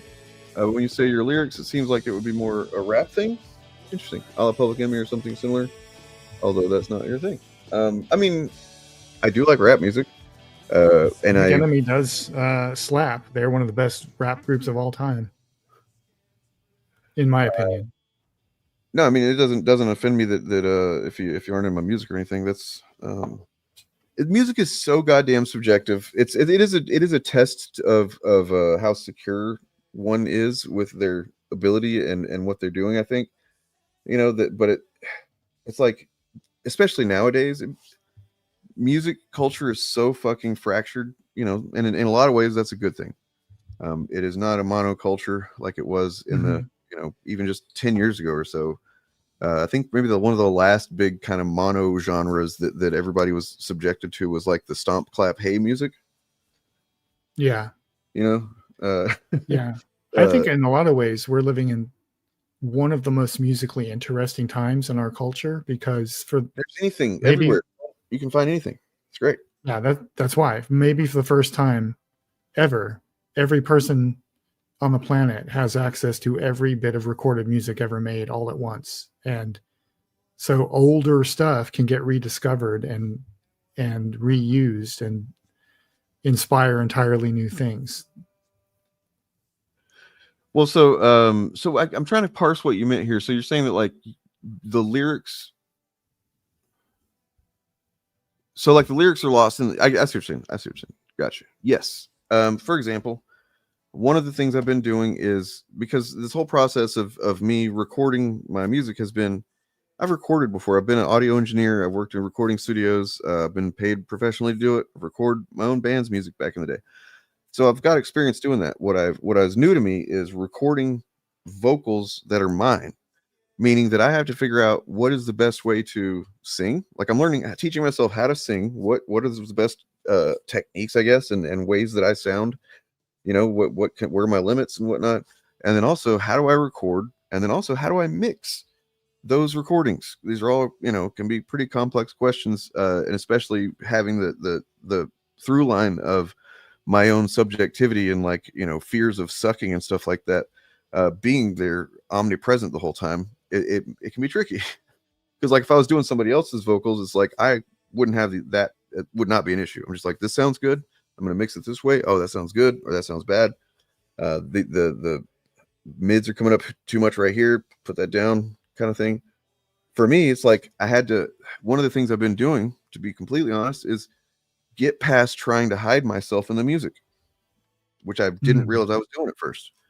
Where I would like try to kind of tuck my own sound, my vocal sound, underneath the guitar or whatever, or something like that, or layer the vocals in a way that doesn't sound good but hides any kind of imperfections that might be there, right?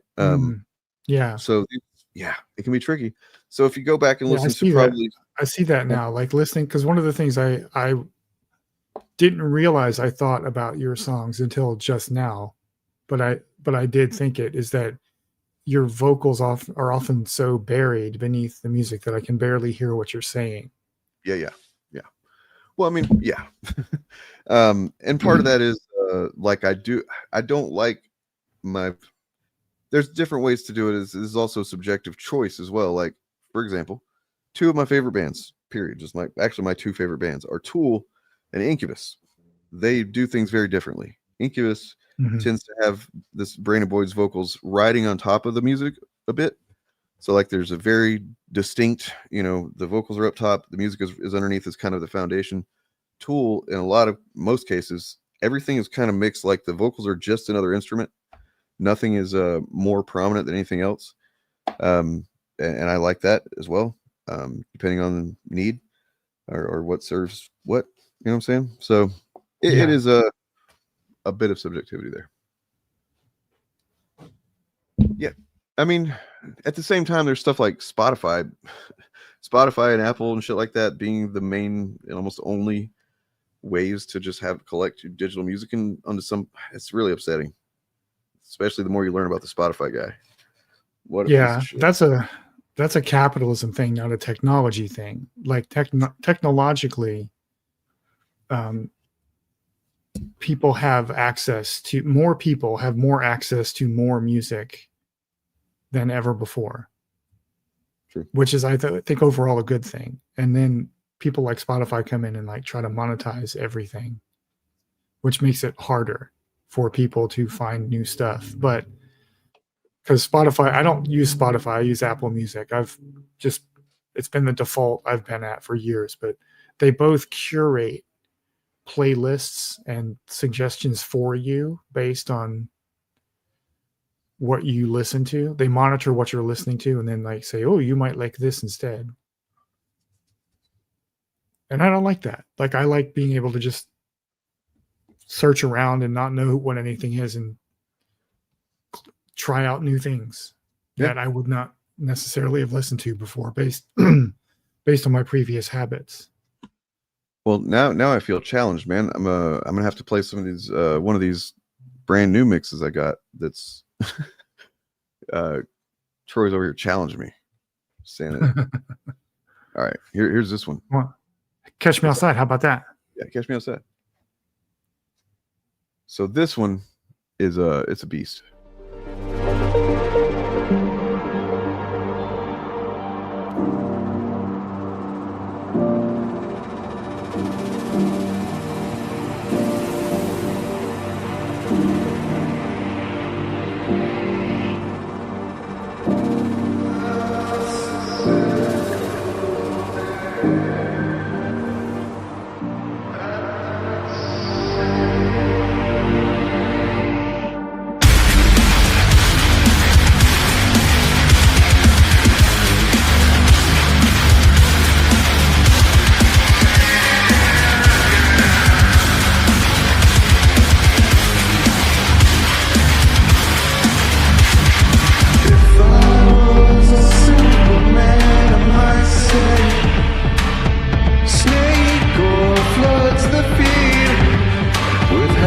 thoughts and cliches and the oldest lie.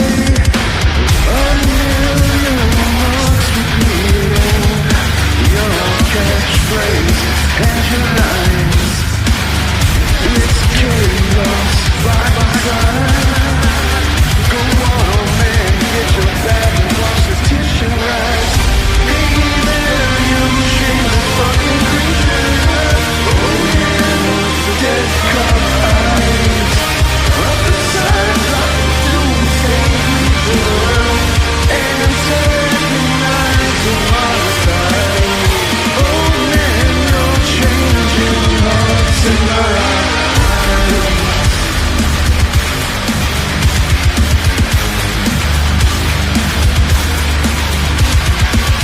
If I was a cynical man, I might say, silver tones to see, comment, ease the flame, mess up, no surprise. Lubricates the outrage. Force the fucking narrative to fit the frame. A million suckers as a new one born every minute. Grand Wizard of the Griff, go on, oh man, and get it, get it. Shameless fucking creature. Old man with the dead cop eyes. Up the sides like a doomsday creature. And recognize the homicide. Oh man, There's like so many different types of singing in this. It's crazy. Every video we make, we use one little thing and then we build the narrative out of. Don't act like that's not. That's America. That is capitalism. It's fucking hilarious. It's fucking hilarious. All you talk about is one fucking thing and we make a whole video out of it. That's what we do. Their engagement crack. The hearts all turn stone. The minds all rotting on the vine. The hearts all turn stone. and the minds are rotting on the vine.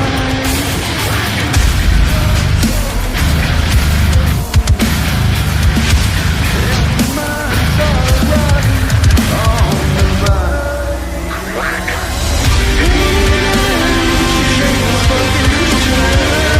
Come in with the best advice.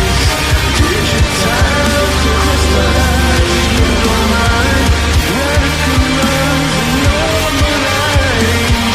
Oh man, you're changing hearts and lives. Hearts all turn to stone. And the minds are rotting on the vine.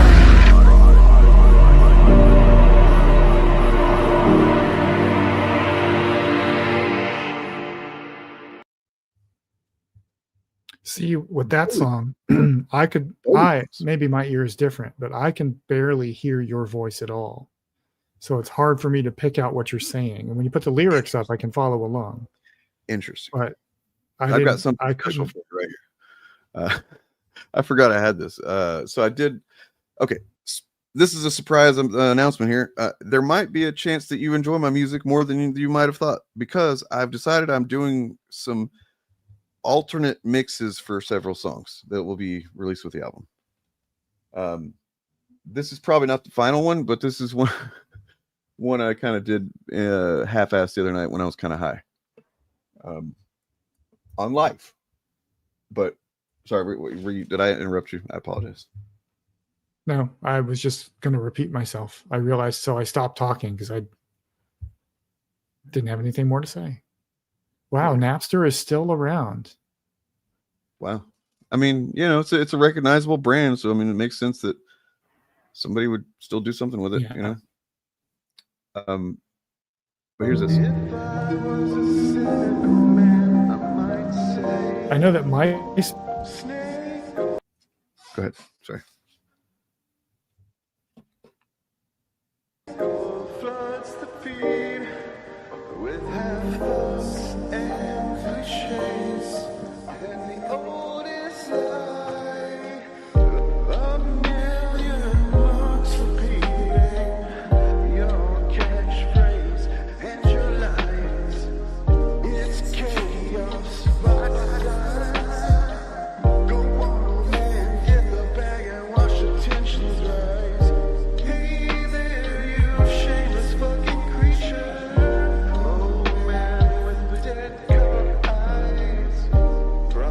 sides like the doomsday preacher. They antagonize and monetize. Oh man, you're changing hearts and minds. Jay made a funny comment there.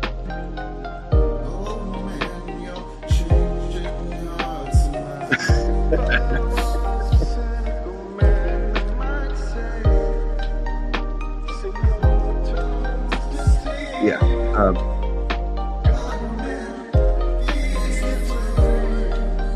Really just good but it made me realize that it could be fun to have a chill mix of it. So, we'll do that. What did you say? I said it did make me realize that that's not going to be the final version because I just shat that out in 5 minutes. But it did make me realize that could be fun to have a kind of more chill version of a couple of these songs that are a little bit aggressive, I'd say. That's okay. Nothing wrong with that. With that particular version you just played, to me, the lyrics, the vocals didn't seem integrated with the beat. They really weren't. No, absolutely not. No, that was like literally. I did not. The only thing is that is this. It fits a little bit because they're the same key and the same time signature, but the kind of transitions and stuff like that are in that beat, which is a prepackaged beat. That's not how I would not do that as a final version that I would put out. Whereas I really wasn't responsible for that beat at all. It was just already done. I snagged it, put it in the track, turned off the music track of the other stuff, and boom. But you're right, it's not integrated at all.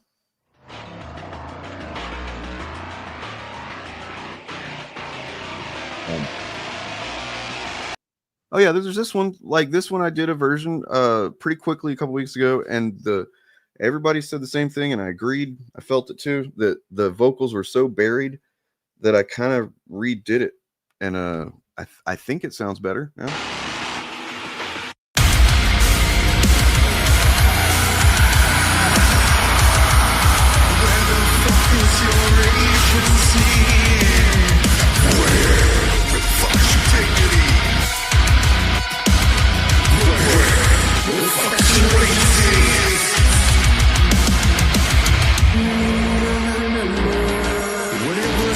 To be ashamed before the maggots ate your brains. Everyone you love the most, can't wait to meet your heroes. Pretending you think that Christ is on your side. That's just shit you say to justify the oldest lie. Tell me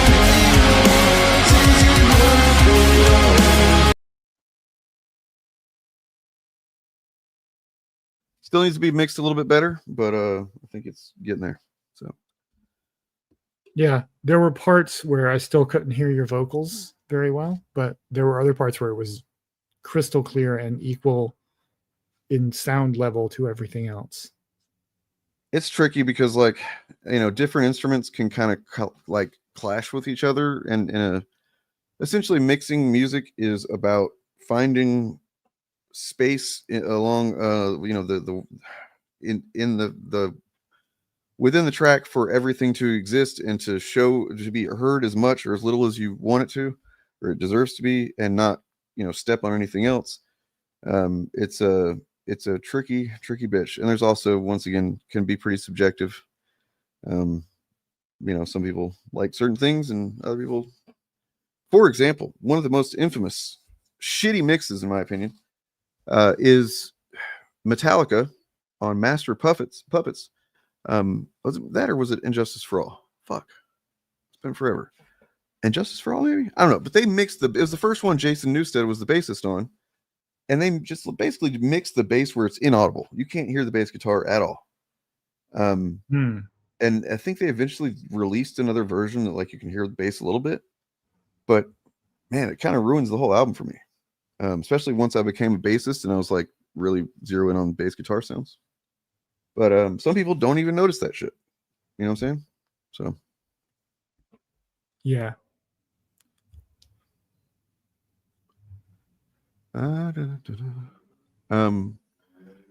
Yeah, I mean, look, the music that I've been, several of these songs are heavier than anything that I've ever even really made before.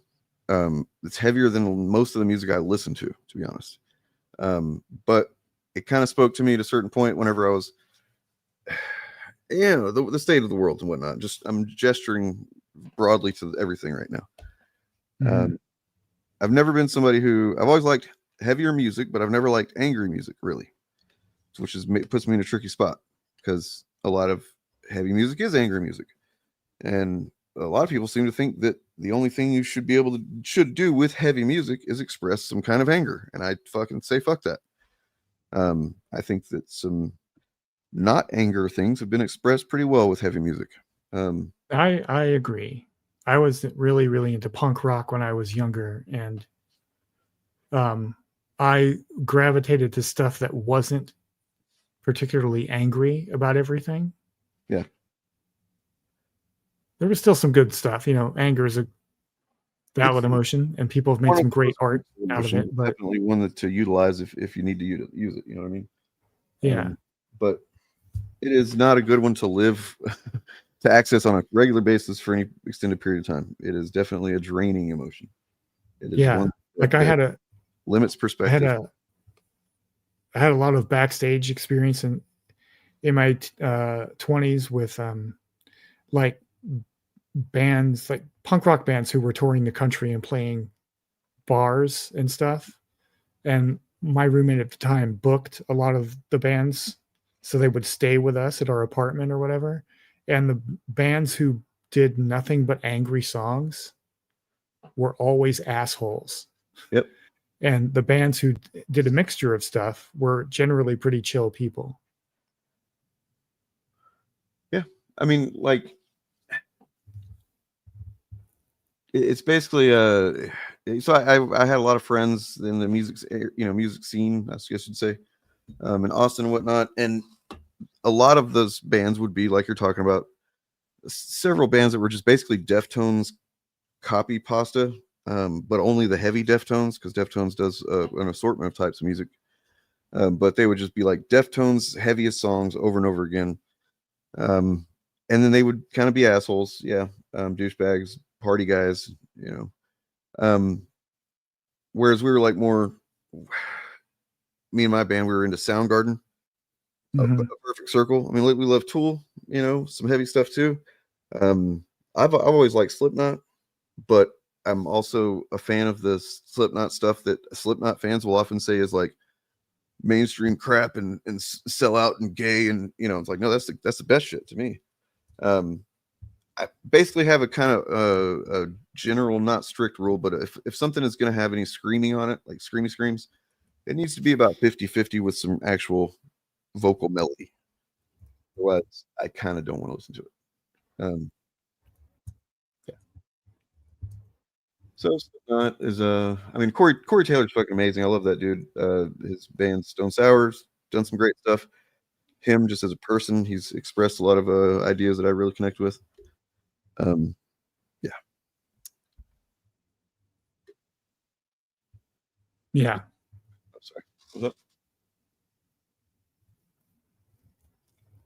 Did you say something, Bob? Sorry. Oh yeah. I was just reading the chat as well. So the chat's mentioning Henry Rollins, which is someone I've actually met multiple times. Wow. He is actually a pretty chill dude in real life, and he's one of those seems rare, like a really, really intelligent kind of. He's like straight edge, right? Yeah, I was going to say he's one of those rare punk rock musicians I've met whose most of their output is angry, but it seems cathartic for him. I literally only know of one song of his. What's that? I only know of one song of his. Yeah, which one? The Liar song from it's like the only one I've ever heard. You're a liar. I don't remember how it goes. But like anyway, he's one of those artists for whom putting anger into music seems cathartic. So when he's not performing the music, he's really chill. But then there are other artists who are angry all the time, and then they put their anger into their art, and that just makes them angrier. If you're not doing something, if you're not working through something or expressing something that is useful, or like I don't know. Then I guess I don't see. Yeah, I don't see the point in it. You know what I mean? One thing you should look up for Henry Rollins, if you don't know him very well, is he has a lot of stand-up comedy from the 80s and early 90s that are out there. This is not happening. Didn't he do one of those segments? Yeah, and he's really funny. Let's see. I was looking for something, but I will look for something else. God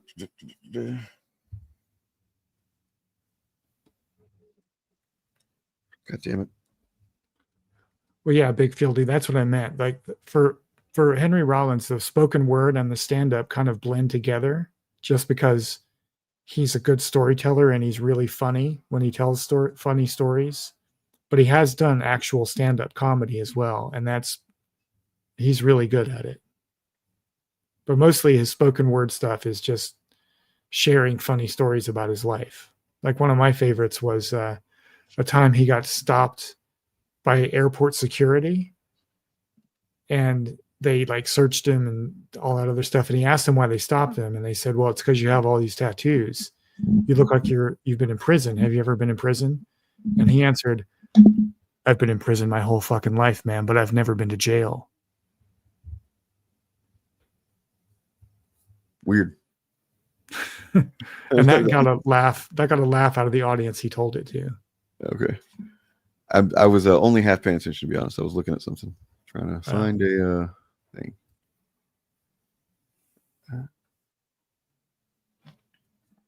Oh man, I forgot about that. Holy shit. Okay. I also watched Beavis and Butthead when it was in its original run. Yeah. I was supposed to talk about the goddamn Purple Revolution, so let's talk about that. Oh, I thought we got past that already. Yeah, let's talk about the Purple Revolution. So, the one thing I want to make sure to do when talking about this, if we, we're probably not going to go into too much detail tonight, but like what I see happening every single time something like this is discussed is some people going, we have to have be able to reach out to these people that are former MAGA and are trying to move away from that. Blah blah. It's like, yes, that is true. That is true. So just right up front, that is true. But also, there's the other people that are like, I will never ally with these people that voted for Donald Trump. Okay, fair. You don't have to. Nobody is literally saying that everybody has to go shake hands and hang out at each other's houses and suck each other off and stuff like that. It's important, I think, to distinguish the various things that we're talking about whenever we say a movement against fascism, so to speak. All that's required in that is, I don't know, somebody needs to come up with like a system where we can, maybe one already exists, that shows like the level of involvement you have to be, and then that also includes the level of risk, which is the main thing that you worry about with this type of thing, and completely valid. Former MAGA people, for example, that are just now becoming aware of Donald Trump being a harmful piece of shit because it finally affected them. You know what I mean? Which is what seems to be happening. Good on you for finally recognizing some shit. Sorry about your lack of empathy that it didn't happen before now. That's concerning, actually. You know what I mean? The fact that you don't have an empathy gland apparently is a major concern for me. And I don't want you around my people that I've in my community that have flocked to my community because they didn't feel safe in a lot of other communities, right? So yeah, there needs to be keeping these people over here and being able to engage with them and help them deconstruct the shit that they've are coming from, as well as keep everybody else over here safe and out of harm's way. Yeah, that's what I was going to say. There needs to be like a squad of people or a team or something whose job is to intercept those people, the people who are just taking their first steps of deconstruction. Yeah. And provide a place for them to feel welcome and comfortable without posing a threat to more vulnerable people, right? And so this is like an argument Vosh used to make for himself and why he was why he would use a lot of slurs and things like that. His argument was, look, on the left, there needs to be people at the ramparts, at the vanguard, whose job is to intercept people who are taking their very first step out of fascism and make a place where they feel comfortable continuing that journey. Because if you meet them, if you're like the Purple Revolution guy and the very first people you meet outside of MAGA are telling you you're an asshole, then you're not likely to go any further. And you're not wrong. He is an asshole. Well, I mean, let's be real there though too. Like, for anybody that's not aware, I was never somebody that would have voted for Trump. That's never anybody that I ever was or was close to that ever being a thing. But I was a pretty big asshole, and I was pretty just by virtue of not having worked on myself and having still living a life. Living a life with a lot of things that were simply responses to trauma instead of having worked through that trauma and making conscious life choices. So that meant that sometimes I would be a piece of shit to somebody, or I would fuck up a relationship and be kind of an asshole about it or whatever. Okay. And to a certain degree, if you're kind of realizing, oh, I've got to get out of this mindset I've been in that's kind of making me, I don't know. That's kind of where I come from with, sorry, kind of all over the place. That's why I'm concerned about these people's motives, because if you're coming from I've been fucked over and now I can't trust this guy anymore. I got to find a way, blah, blah. I don't know, man. It's just weird. Yeah. Nonetheless, see, I'm not saying that you need to be aware of the harm that you've caused. That needs to be first and kind of foremost. When I started kind of working on myself, and then, I did decide eventually, I was like, there are people I need to reach out to and express some things to them. And I knew that there was a good chance that they were not going to accept it and that they were going to tell me to fuck off. And that did happen a few times. And I just had to accept that. You know what I mean? Like, to a degree, you can't just expect people to be nice to you when you've been voting for and vocally advocating for things that go against their, in some cases, lives. So I don't know. Yeah, I'm not saying there should not be accountability. You're right. But the process of getting someone like that to the point where they accept that some marginalized people are just never going to trust them. Yep. And they have good reasons for not trusting them. That is itself a process. Getting to that point is a process. Taking your first step out of the MAGA bubble or whatever fascist bubble you're in is not the first step into that acceptance. There's a period of time and a process between those 2 points. And we need people who can intercept those folks to protect more marginalized communities, but also hold the deconstructor accountable in a way that will not alienate them. But we also and this is what this is what happens every time. And I'm not like shitting on you here. This is understandable that it starts to get so kind of vague and nebulous with what we're actually saying when we talk about this, that it's difficult to keep a grasp on, tangible, practical ideas. So like right here, understandably, you said they screwed you over once. Why would you trust them again? Sorry. No, you don't have to apologize. It's completely understandable. However, we're talking about, that's why we have to keep in mind, are you someone, it doesn't seem like it, are you someone that would be willing and able and feel safe with engaging with these types of people and understanding that there's a risk to it and kind of keeping them at arm's length, not bringing them into your fucking buddies, Discord or anything like that, but like, so being around giving them let's see, like maybe they get your Discord, whatever, and they can DM you sometimes. Not you, I'm saying is just whoever. And they say, hey, can I ask you some questions sometimes?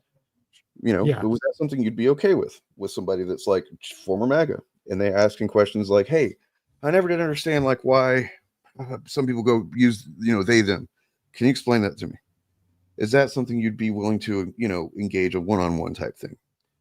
And it's not for everybody. It's probably not for most people at this point, but just saying. It's not the job. No, like this is not emotional labor that any marginalized person should ever be expected to do. Oh, Like the squad of people should be the interceptors, the Purple Revolution interceptors should be people like you and me, white dudes, because that's who they're going to feel comfortable around. And we need to get them past that point, but they won't get past that point if they don't begin their journey at a place where they feel comfortable and welcome. Well, here's why I think to continue the journey, just on its face, is a mistake as a tactic, just like the way that they're going about it.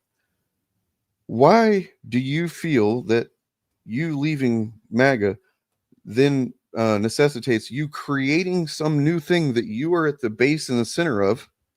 Then you're asking other people to join that. Yeah, that's a hubris with that, man. Like, you've got marginalized communities that have created fucking they've got networks of mutual aid and organization.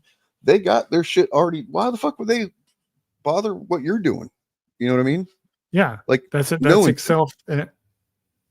expression, a function of their privilege. They feel entitled to be the center of attention still. They want cookies for doing the bare minimum. But the thing is, from their perspective, they're taking a huge step. Yes. And they're taking a huge emotional risk. Sure. But at the end of the day, and here's where it comes down to, I feel like we need to say more often what the real distinction between us, quote unquote, us and them is. And to me, it is harm and benefit. That's really what it comes down to in the most practical terms. Is the things that we want, they cause less harm, they lessen harm, and then in many cases, hopefully, will benefit people. The things they want tend to be almost harm-based as the feature, right? So with that in mind, you have to understand that you coming from MAGA, which is a harm goal-oriented fucking movement, sorry, you're gonna have to do what we want to do for a while. You need to just kind of listen and learn, I think. You know what I mean? Yeah. The best phrase I've heard to express that idea is you need to step up and shut up. Yep.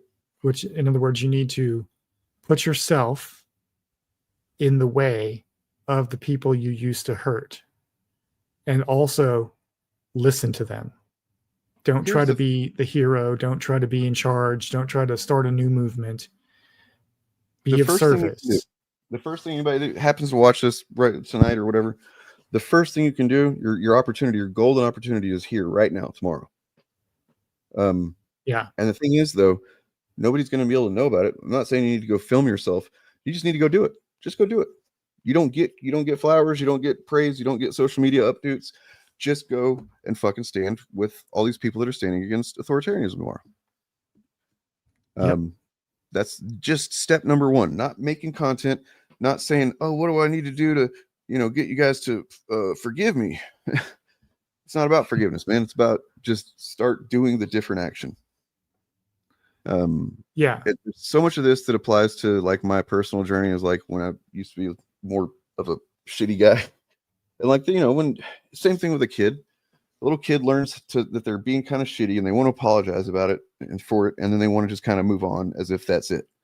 It's like, no, the apology really isn't the important thing to me, to me personally, anyway. I know a lot of people do require apologies. I don't give a shit about them in most cases, unless someone is like actively, intentionally doing something they know is going to be hurtful to me. I don't really demand apologies. I just want people to act in the other way that isn't that. So, yeah. So for me, I think my big issue with all of this is the insistence from our side. Yeah. However we define that a person needs to take that needs to individualize their journey, that it's solely their responsibility to do all of the work on their own. And if they are not willing to do all of that work all of their own, then fuck them. And that, I think, is contrary to the communitarian values of the left. Everybody needs community. Everybody. Yeah. It's an essential human need, and you can't really flourish without community. And one of the reasons people stay in movements like MAGA is because it provides them with a sense of community. And when they're leaving that, however harmful they've been, from their perspective, it's a frightening vulnerable time. Well, that's the so there needs to be too. some kind of process to provide them with community of some kind where they can continue taking those steps and not be expected to do all of the heavy lifting. They need to be mentored or something. 100% right. That's the thing that really puts these people at a disadvantage. Like, it sucks how much people, honestly, this is going to be expressing some empathy for chuds, but when it gets down, let's just look at it from a pragmatic standpoint, right? Trying to get these people to become our allies, there's a huge fucking just like gulf of a disadvantage because they're so not used to being vulnerable. Like that's kind of part of what MAGA and fascism is like they don't like feeling vulnerable. So they, as the origin of the word fascist, facies, I think it is the Italian word, Latin word for bundle of sticks together, they come together so that they're stronger or just tighten, get all together and now that we feel secure now. But this is about kind of peeling off of that, being alone, being vulnerable, you're fucking, in some cases, everybody can see you, everybody can hear you saying that you're expressing that you were wrong about something pretty big that you just apparently dedicated 8 years of your life in some cases, whatever to, and now you're saying I was wrong and I want people to understand that I'm trying to change or whatever. That's actually a pretty big deal. And it's not the chud's mind, so to speak, is not the one that is going to be most primed to do that. I feel like that's just a big uphill battle for a lot of these guys. Anyway. Yeah, they come from a culture where this is both like a white thing and an evangelical Christian thing. So when they're white and an evangelical Christian, it's like exponentially worse. But both of those produce an entitlement to forgiveness without accountability, where you just say you're sorry and that's enough. Because you say the magic words, you say you prayed over it, or you asked Jesus to forgive you, and everyone else is just supposed to accept that it's cool now. And you don't do anything to address the harm that was caused or anything like that. And if somebody wants you so like one-sided, you're not seeing outside of your own perspective, and that's where it becomes a fundamental problem with trying to trust anybody to any degree like that. It's like, okay, there's so much just basic trauma shit that needs to be deconstructed, and just like toxic behaviors that needs to be deconstructed that doesn't even have anything to do with being MAGA or politics in particular. Like it's just some of the same stuff that anybody who's trying to shed toxic behaviors would have to work through. And of course, very unlikely that they'll be doing that at the same time they're leaving MAGA. But let's check this out. This is a channel called Shayna Conde. So the purple revolution is a joke. You want our trust? Earn it. But the main reason I'm wanting to show it is because it does have the video of one of the main guys that is behind this thing. So we'll talk. So, accountability. I've been doing some thinking. And I said at the very beginning that I would do what I have to do to make sure I bring our people together. So first things first, what I'm going to say is that I apologize from the bottom of my heart for voting for Trump, for voting for everything that ended up happening. I still to this day feel sick to my stomach looking back at the person that I was. And there's no excuse for it, no matter if I was manipulated or whatever you want to call it, in a cult. See, look, I get immediately. I'm wanting to reject this shit, man, because nobody gives a fuck how your stomach feels, dude. You know what I mean? Right, right. But at the same time, hear about that. Why do you regret it? Okay, you regret it. Sure. Why? What is the bad thing that happens when people vote for Trump? Explain that. Mute the video, please. Sorry. Okay. Still an echo. Okay, it's gone. So I agree with what you just said, but at the same time, empathy requires us to recognize that this is the first step. What you're asking for is the second step. And if we don't have a process for people like this guy to get past the first step, then they never will. And I think that's the conundrum we're all in here, because it's legitimate to react the way you just did. But then we have to say, okay, this guy isn't there yet. So he needs to be heard. And then when we hear him, somebody, doesn't have to be us, definitely doesn't have to be like a black woman or a queer person, but somebody needs to be like, okay, dude, I hear you. And I accept your apology. Let's talk about what comes next. Yeah. No, I mean, just to be clear, this is not, I wouldn't like me saying that is just being 100% honest about what's going on in my head. I wouldn't necessarily reacted that way to his face or anything like that. It's just, this is what so I'm filtering my reaction as well through, trying to think of what I've learned from, various marginalized communities and stuff. What do they tend to say?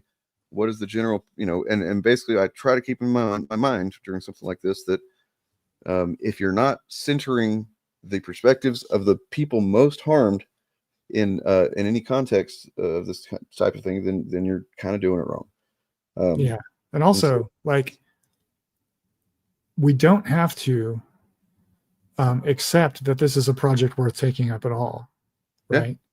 It's totally legit to say, no, I don't want anything to do with the, this project. But if you think this project is something worthwhile, then there does have to be a process. And Screwface Capone, I do think that question is a false choice. It's possible, because it's not just a MAGA thing. Most humans don't care about big things like that unless it affects them personally. Most humans wait until a catastrophe has become a catastrophe before they focus on it, if it's not something that involves their immediate family or their immediate identity community or whatever. So feeling bad about it because it affected you is feeling bad about it legitimately. If I can be 100% real about something about that right now, I'll say something I don't think I've said out loud at all before. I used to think that maybe that something about my upbringing, something about me, or I don't know what, that some event or series of events had caused me to be more keen, aware of, what the different experiences of people like black people around me and stuff like that growing up, because I was definitely, even from a younger age, more tuned into that stuff than generally my peers. Right. I wasn't raised in a home that encouraged thinking about that stuff. So it was notable to me that like, where did I get this from? You know what I mean? Mm-hmm. And I used to kind of just passively assume that I'm just awesome like that, I guess. Or I would say that it's because of Star Trek and X-Men, which is a part of it. I was a big Star Trek and X-Men fan, still am. But in the last year, it's really become clear that what was that sound? Sorry. That it's because I've always been on the autism spectrum. That's what it is. The reason that I'm able to see that other people have specifically, difficult or challenging experiences for whatever, identity reason, is because I have had that too. I didn't know it for a long time. I didn't fully understand that, that was what was going on until last 5 years or so, really. But in hindsight now, I'm like, yeah, man, I understand to a degree the feeling of at least being different from the quote unquote norm, because I'm not in that way. It's not as obvious. It's not as, I'm not a person of color. I'm not from, to all assumptions, I'm just some white dude, and I am that. But so point being that it is just because it's affected me that I've been able to identify and empathize with these things most of my life, I think. Right. And that's a weird thing to do. It's true. And my point is, this guy and guys like him need a mentor to walk with them without judgment through the entire process of getting him from where he is right now to understanding that he has to accept that some people are just never going to trust him. And his job is to be of service anyway. It's not, I think, well, like what a lot of the people in this discourse are having trouble with is guys like this, where he is right now, think that what he just did is enough. and he should be instantly accepted into everything and be given a place of honor and leadership and so forth. And people at the other end of that spectrum are like, no, fuck that. And you're right. They seem to want him to take the lead all the way to the end. What? I was going to say, it'd be really easy to have a fucking really disaster moment here if he was like literally in the presence of somebody who was hearing this from him, and him thinking exactly like you said, that he, like, I've just laid myself out there. I've just apologized. I've told them how sick to my stomach I get thinking about this mistake that I made. And then for them to, you know, understandably hear that and go, all right, man, that's really not going to do it for me, dog. Like, that would be kind of this, oh man. So it is what's the way to bridge that gap without disaster occurring? You know what I mean? I don't know. Yeah. And like I said, it's not a project that anyone needs to think is worth doing. Reforming like white MAGA people could be a lost cause. But if you do think it is something that is worth doing, then we need to accept that there are people we need to create people whose job it is to intercept dudes like this and make him feel comfortable where he is right now, so as preparation for getting him to take the next step, and then make him feel comfortable there so he can take the next step after that. It is not, for most people, it's not a, if you'll pardon the phrase, come to Jesus moment where they're MAGA one day and then the next day they're all the way at the end of the spectrum where they just understand they're not going to be in charge.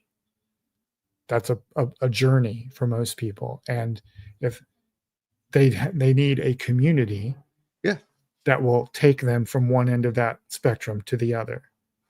There needs to be the empathy needs to be, and that's like you're saying, it's so complicated to try and think about. And this is what I was really wanting to talk about. And I'm glad, I appreciate you doing this with me, because anytime this type of thing comes up, like I said, the conversation breaks down along these very stark lines of like, I don't want to forgive them. It's like, okay, I get that, but like, is that necessary for us to, you know what I mean? To try to, what's the, yeah. So I wanted to kind of broach that and maybe we can make that a continuing conversation going forward if this is a thing that continues to happen. But and again, I would say, so it's not about convincing marginalized people to forgive him. That's not our job. We're doing no one's obligated to forgive him. Right. And yes, you're 100% right. Nobody's wrong here, man. That's the thing. The people that are like, I don't want to fucking forgive these pieces of shit, I don't want to be anywhere near them, they're correct. You are correct. All correct here. That's the thing. The point is that we need to be more specific about what we're saying when we say, you know, bring these people under our tent, so to speak, right? Like the tent is not a real tent. It's not a literal thing. You never have to meet these people. We just have to, there needs to be some framework that allows for these people to deconstruct what put them in MAGA in the first place, and then maybe utilizing this thing that they've kind of had an awakening moment with, use that as a launch pad or whatever to kind of like say, well, okay, well, can you apply this to these other perspectives that you've been dismissing and downplaying all this time? You know what I mean? Get them to do that. And no, that doesn't need to be anybody who's been harmed or marginalized or anything. It doesn't need to be, nobody has to do that job. If there are people that are able to and willing to, it's kind of necessary to some degree. I think it's going to be necessary. Yeah. And Troy makes a good point. Like, we do need the votes. So and I think for most people where this guy is, the farthest we're ever going to get them is to just stay out of the way. Yeah. And mind their own business. Just honestly, that would be removing the source of harm.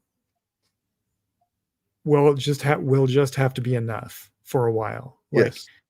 Jay, if they're not actively hurting someone, then okay. Yeah, I mean, no, Jay, it's not your issue. Your feelings are legitimate. Like we were saying, no one owes this person forgiveness. No one is obligated to talk to him or anything like that. However, if there are people on the left who think that project is worth doing, then they have to do it, because people like you should not be asked to do it. And I might do, like, once we get off stream, I might do a little doodle or something. But like, let's imagine some physical spaces to represent things here. One being a here's a gymnasium that we have commandeered from some school that is going to house the people like this guy who are just now kind of like, oh man, Trump he doesn't give a fuck about us. He's crashing the economy. We don't have it. He's taking our fucking benefits, blah, blah. Because I've seen a few of those. And we need to do something, because I'm now realizing how much he's just destroying this country. Okay. Go into that gymnasium A over there, right? Gymnasium C, so there's going to be a B in between these two. C is the one with people like Jay, who absolutely are vital, necessary, and completely valid in having, feeling bitterness, resentment for the people that have been fucking going out of their way to harm them. And many of us harm many of us. And you're secure over there. We got guys around at the door with security features. And then I guess in the center would be, I don't know, what would Gymnasium B have? I don't know. That's the problem. It's hard to put into words, right? Like I was saying before, we need to have like MAGA whisperers or people. So like I used the example of Vosh earlier, and I think he is there's a lot of things you could say against him that would be valid, but his argument for his behavior at the time, his behavior has since changed, but his argument at the time was, look, people like the guy we see on screen right now need the first people they encounter from the left need to be people they can relate to, not just in terms of how they look, but of how they talk. So a bow of the fifth column. The slang, the slang that they use and all that stuff. And and so we need a squad of people, or like, I don't know, a movement, I don't know, but there need to be mentors for people like this guy. To engage them without judgment. That's the important part.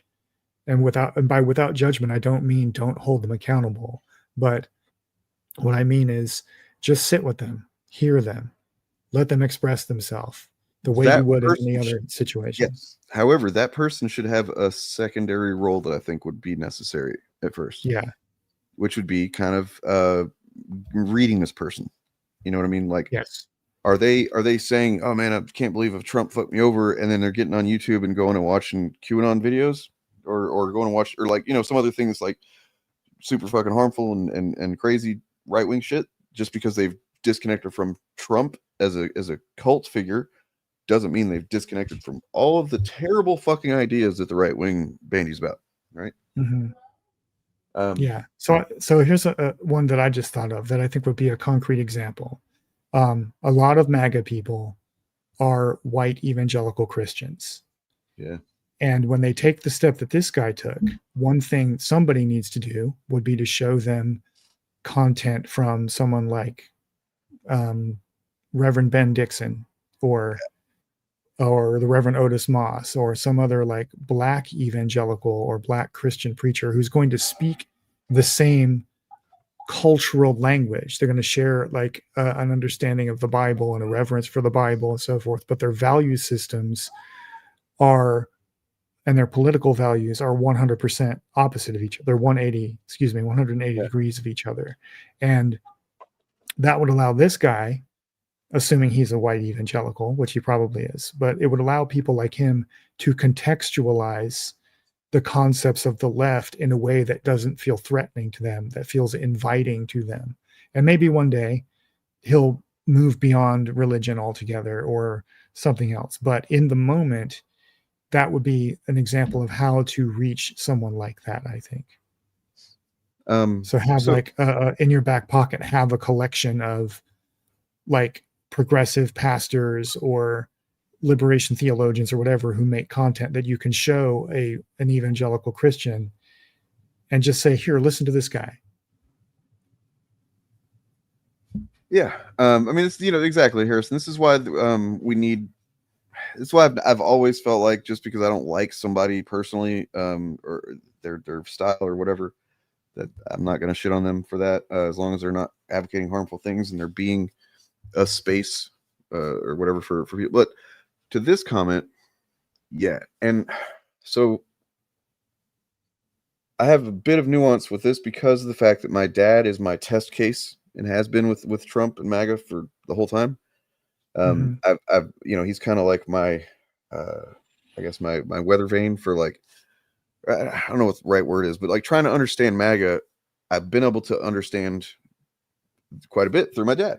And the things he says are very often just like right in line with what generally MAGA folks will say in any given topic, right?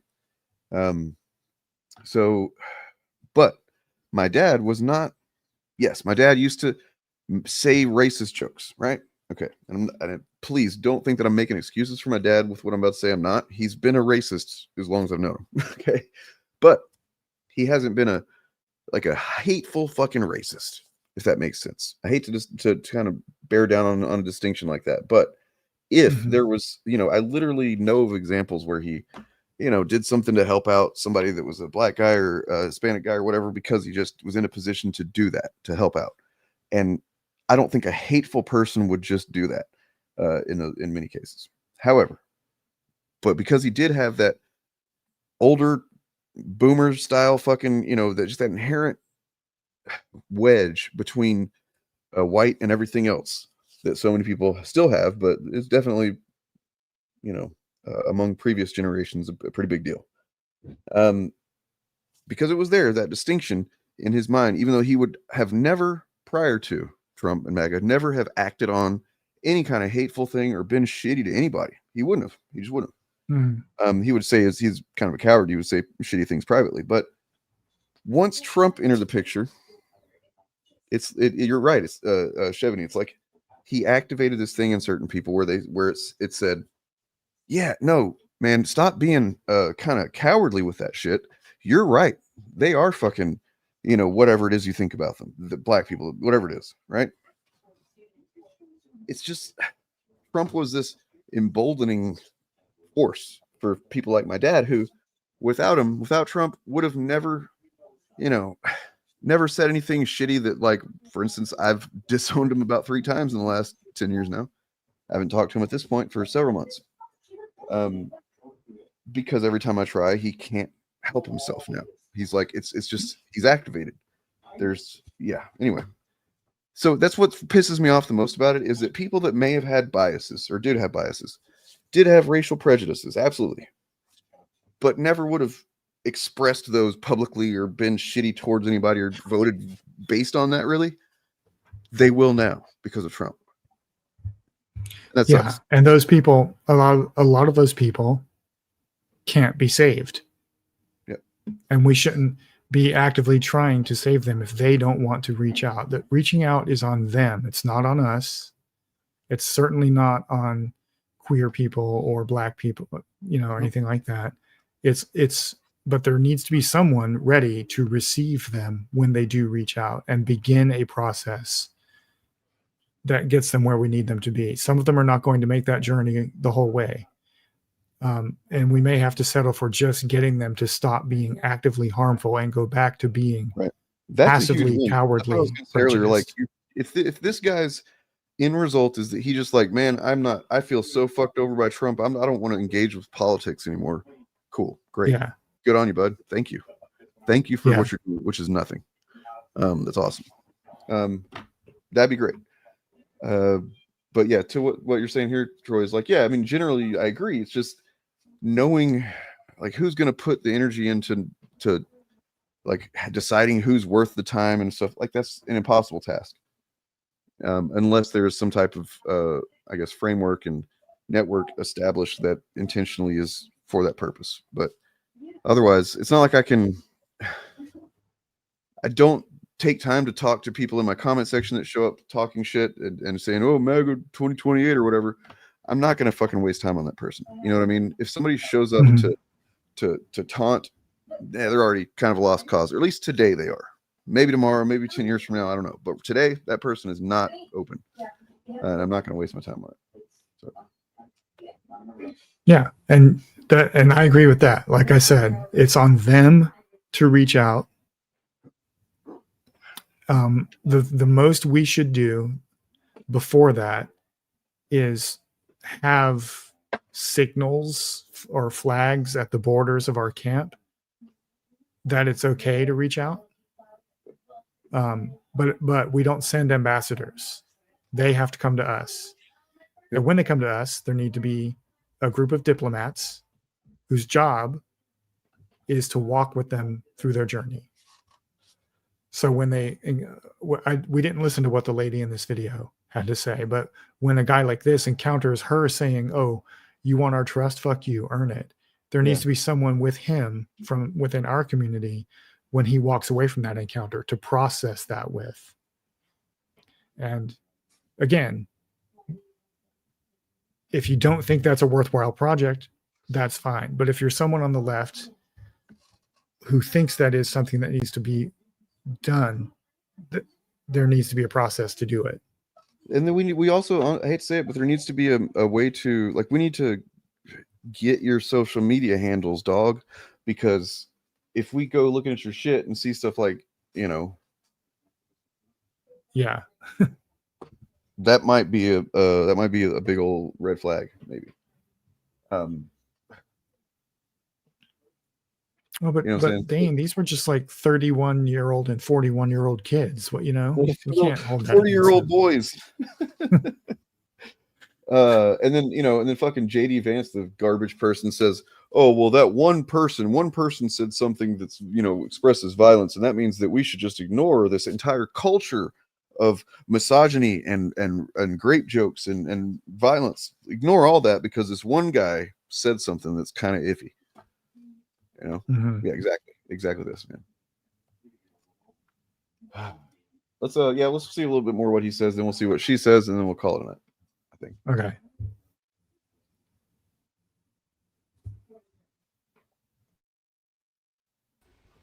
So for that, I apologize.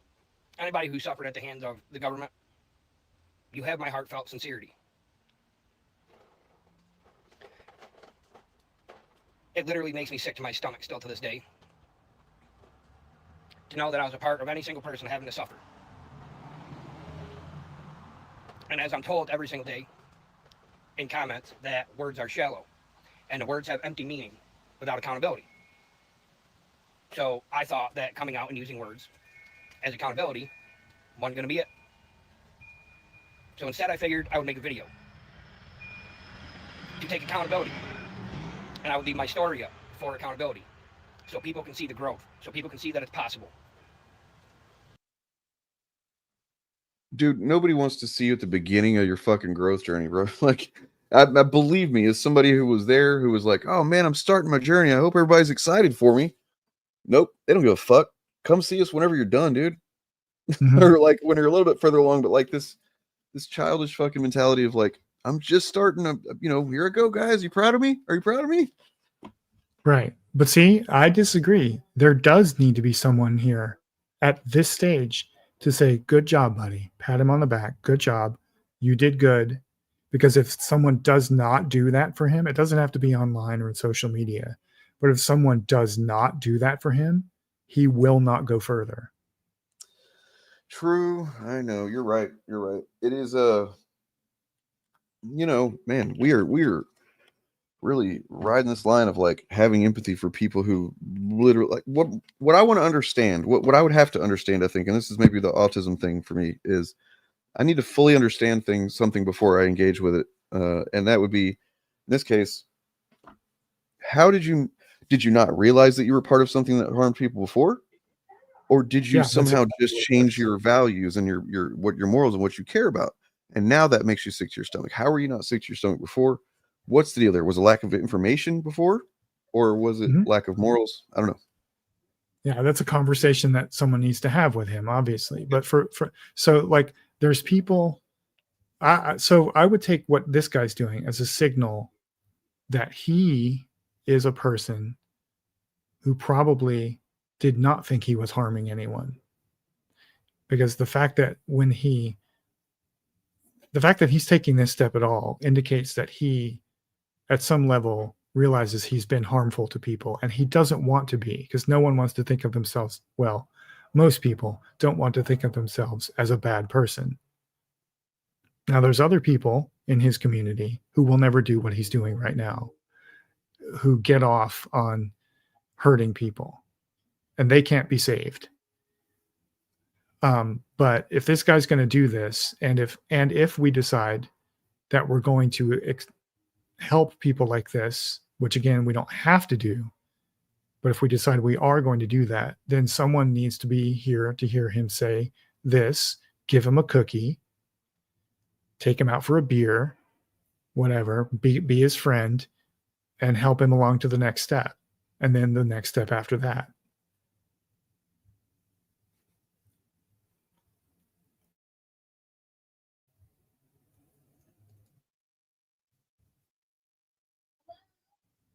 Anyway, what does she say? Really know what. And willing to put my life on the line, standing side by side. But of me not being here and putting my face out there for the world to see that I'm denouncing everything that they are standing for. And willing to put my life on the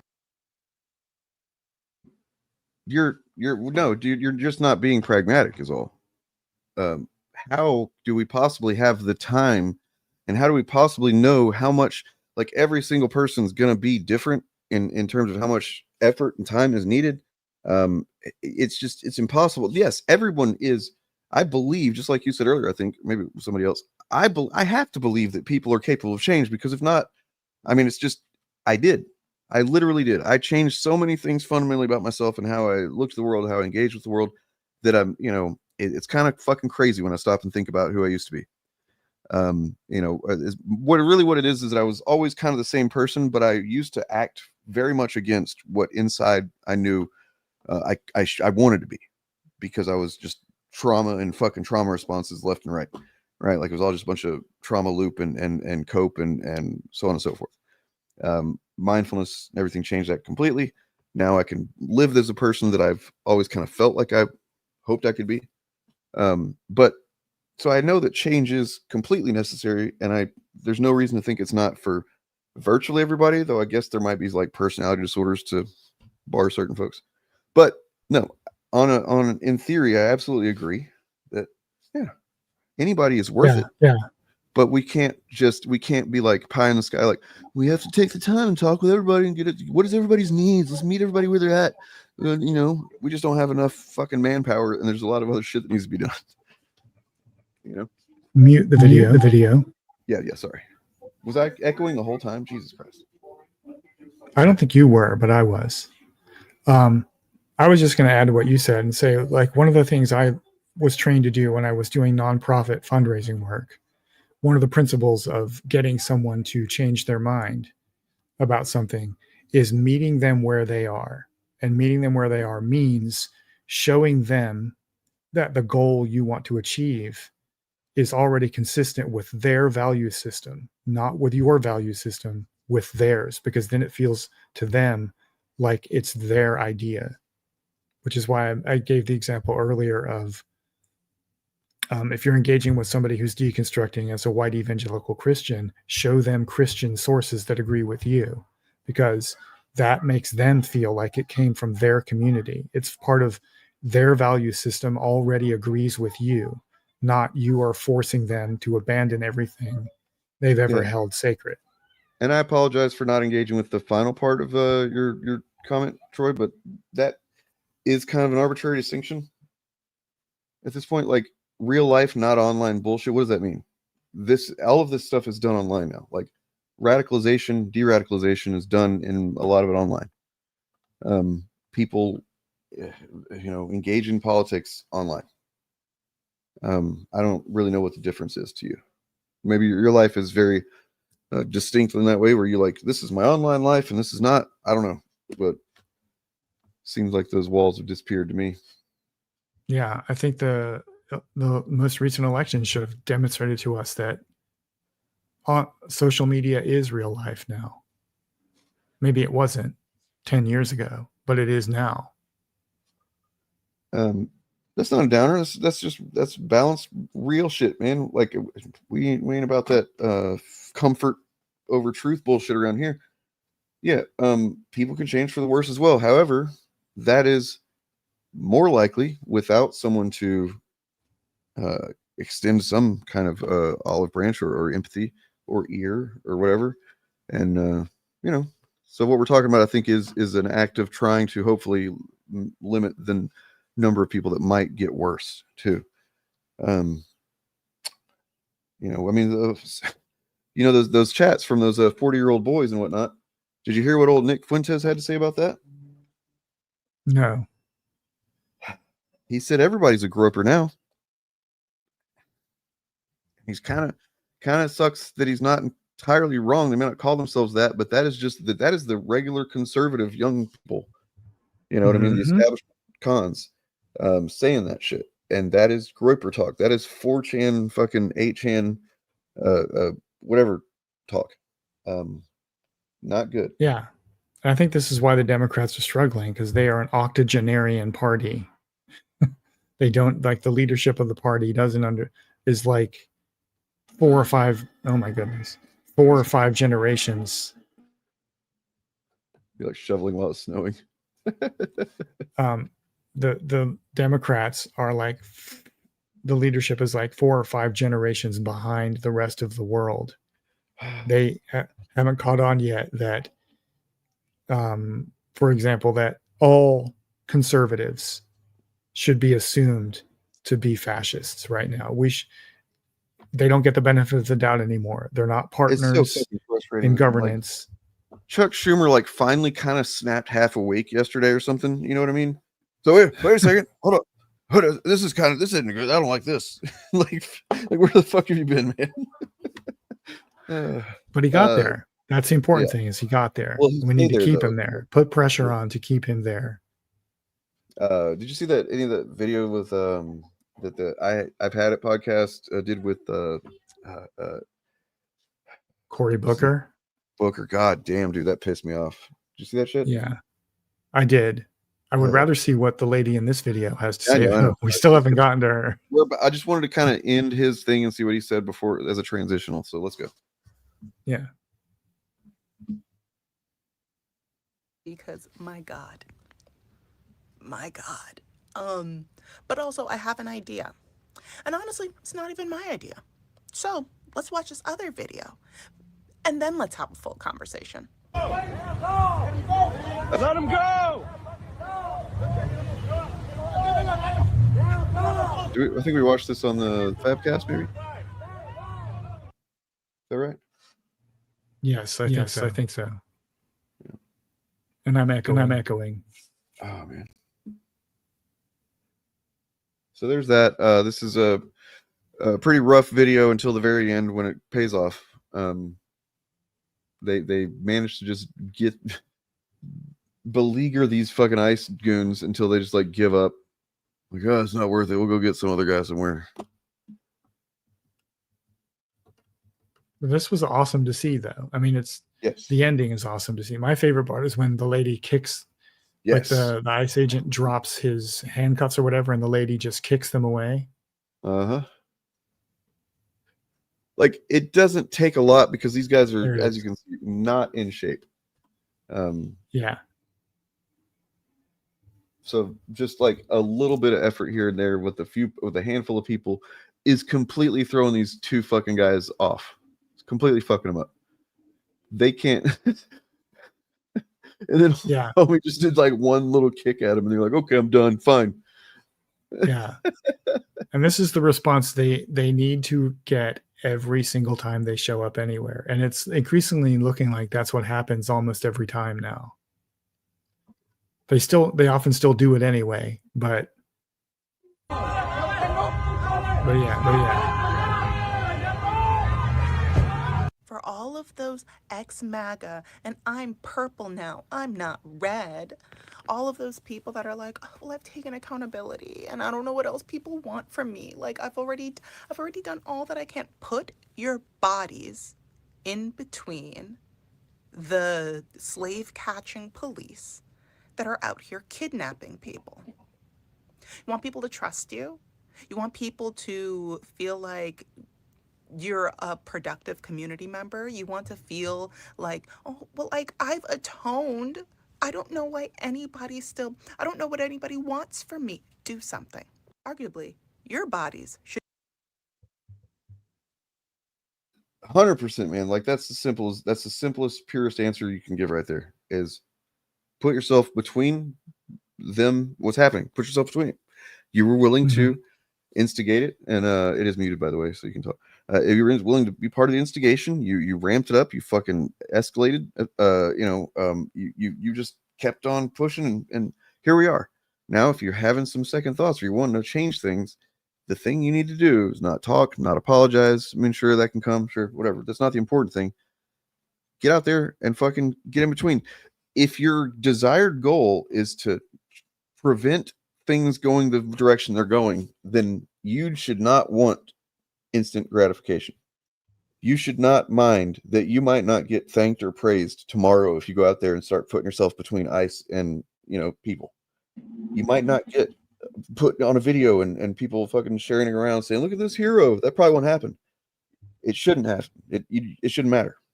The thing you should want is that down the road, we're able to fucking turn this shit around. That should be the goal. If anything else, you're not doing it for the right reasons. You might as well just stay home, really. And staying home is I don't want to say it's a valid choice, but it is utilitarian for us. If the best we can get them to do is just stay home and stop voting for these people and not actively harm anyone, just become a cowardly bigot like your father, then that may be what we have to settle for. But that at least will reduce the power and undermine the harm that the rest of their movement is doing. So nobody give it away, but Troy, I'm curious, why do you think that's the way that this is the way things are? Why do you think that there are so many just old ass motherfuckers in politics, in government, period, both sides? So you're saying that both parties are, okay, but what is the function? What is the feature rather of that within both parties that's causing that?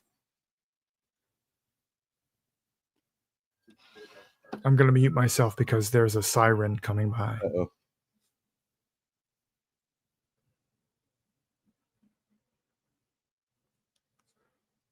Oh yeah, 100%. I mean, that's one of the main things that they're talking about, how right-wing terrorism is down this year, whatever. Well, yeah, sure, man. Why would y'all do any terrorism right now?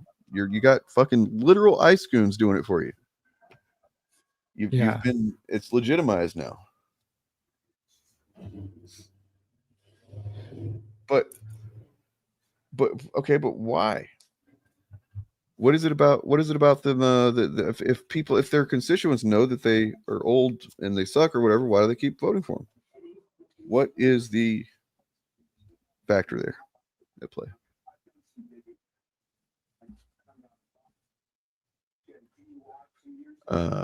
Because I'll tell you this: this is the largest gap between. I think there's like an entire generation missing amongst lawmakers right now. Is that right? I think I remember something like that. Basically, Generation X. Yeah, that's it. Generation X is almost non-existent in government. Mm-hmm. That's not a coincidence. Well, as a member of Generation X, I would say a lot of that is because we are the whatever generation. Yes, but whatever, because they're you're able to look around and see that, oh man, this situation is kind of rigged, isn't it? Shit. Guess I'll just kind of hang back. But we're not off the hook. The voting and polling results show that most white Gen Xers voted like white boomers. So the answer I would say is that because it's entrenched power and people, the billionaire class has constrained the range of choices we have, so we are stuck always voting for the lesser evil. Look at what is happening in fucking New York right now. You've got a mega popular young man who fucking has common sense ideas. They're fucking kind of, wacky ideas in the sense that they would actually make, beneficial changes to people. He's also got plans to pay for every bit of it, right? He's got it all figured out. It's all right there. He's essentially the perfect candidate in many, many ways. And yet the fucking rich folks go and get Cuomo again to come back and run. The fucking, it's just so gross. And like, what is going on? You know what I mean? And his own party won't even endorse him. Yeah. And they think that we don't see this, right? Yep. That's the part that is bizarre to me, is like Chuck Schumer and Hakeem Jeffries, who are from his fucking state, still have not endorsed him. Obama still has not endorsed him. It's clear he's the future of the Democratic Party, and he accomplished what they all say they want. He got young men. Did an interview with Andrew Callahan, and he literally addressed the fact that nobody in the party has endorsed him, and he gave reasons why. And it's somewhat of a, not say it's excusable, but he did analyze the reasons pretty well, I think, and he still did not endorse him. Yeah. And they do all that, and they seem to think that none of us notice them doing that. That's the part that baffles me. It's not that they're not doing it. I understand like the political and power retention reasons why they wouldn't do it. What baffles me is that they're publicly talking about why they won't do it, and they seem to think none of us will notice or care that they're doing it, even though it's clear to them that their days are over. I think, yeah. Eric's here. Oh shit. Now we're going to be on for 5 more hours.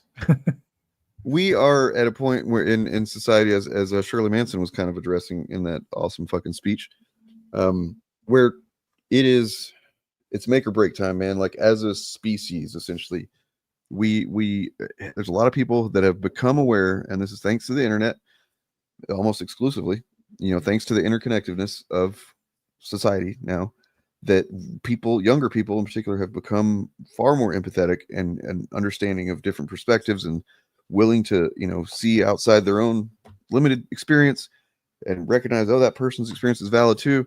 And they've started entering into political engagement with these things, with these frameworks in mind. It's not as easy to kind of convince those people to look at this other group of people and blame them for the problems while you're actually just stealing the money. And as a billionaire, it's not as easy to do that anymore. So literally this is what's happening with capitalism is throwing a fit, man. It's been dying for a while. We can all sense that. It's on, it's not doing well. And then here we are. It is making a last fucking, just imagine as a withered old dude's hand. It's like fucking liver spots and venous and shit. It's just like long, gross fingernails, and it's just clawing at reality, trying to maintain the status quo. Even though it's weak, it's decrepit. And, I don't know where else we're going with that. I'm kind of tired. Yeah. But, well, I wouldn't count capitalism out yet. It's a very resilient system. And it goes through phases. Like that's what, so like I was about to say that FDR saved capitalism. Basically, he saved it by infusing it with some socialism, but that was his project, was saving capitalism from itself, because they were one of the reasons fascism is so popular is that people are starting to notice and suffer from the contradictions that are inherent in the capitalist system, and they're pissed about it. So somebody like what we need an FDR basically is an FDR and a coalition that comes with an FDR figure. The times are right for a class traitor like FDR was, because FDR was a billionaire. And I mean, in modern, if we took what he had and put it in modern dollars, he would be a billionaire. And he was like, no, fuck billionaires. They hate my guts and I welcome their hatred. Yeah. I don't know. That's the energy we need. How do we get that to happen? How does that happen? We can't, in some ways it's out of our control. Material conditions will make it possible, which I think they've done now. And then we got to find the right people and encourage them. But when the times are not right, we can't force it to happen. Like Ta-Nehisi Coates said in his interview with Ezra Klein, I think we're losing right now because sometimes we lose. That's it. This is a cycle. And our job is to be ready to go when the times are right. But when the times are not right, we can't force them to be that way. We just have to help each other through it.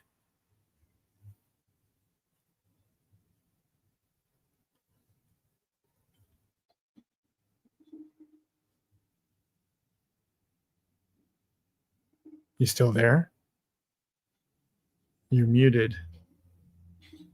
Yes. Sorry. Give me 1 minute. Right back. Sorry.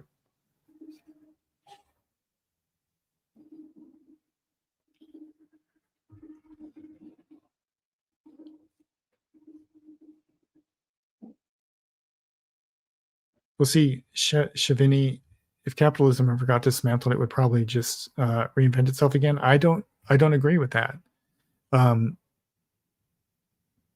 The history is full of the graves of economic systems that outlive their usefulness. And when capitalism finally ends, it will end one day. Maybe not in our lifetimes, almost certainly not, but it will end. And when it's gone for good. Whatever replaces it will have its own set of problems. But it's not part of the way capitalism works is convincing you that it's inevitable and eternal. It's called capitalist realism. I forget the author, Mark something, I think his name was, but he said that it's easier for people to imagine the end of the world than it is to imagine the end of capitalism. And that's part of the trick that capitalism plays on people's brains. Mark Fisher. Mark Fisher, yes, thank you. I have that book. I have not finished reading it.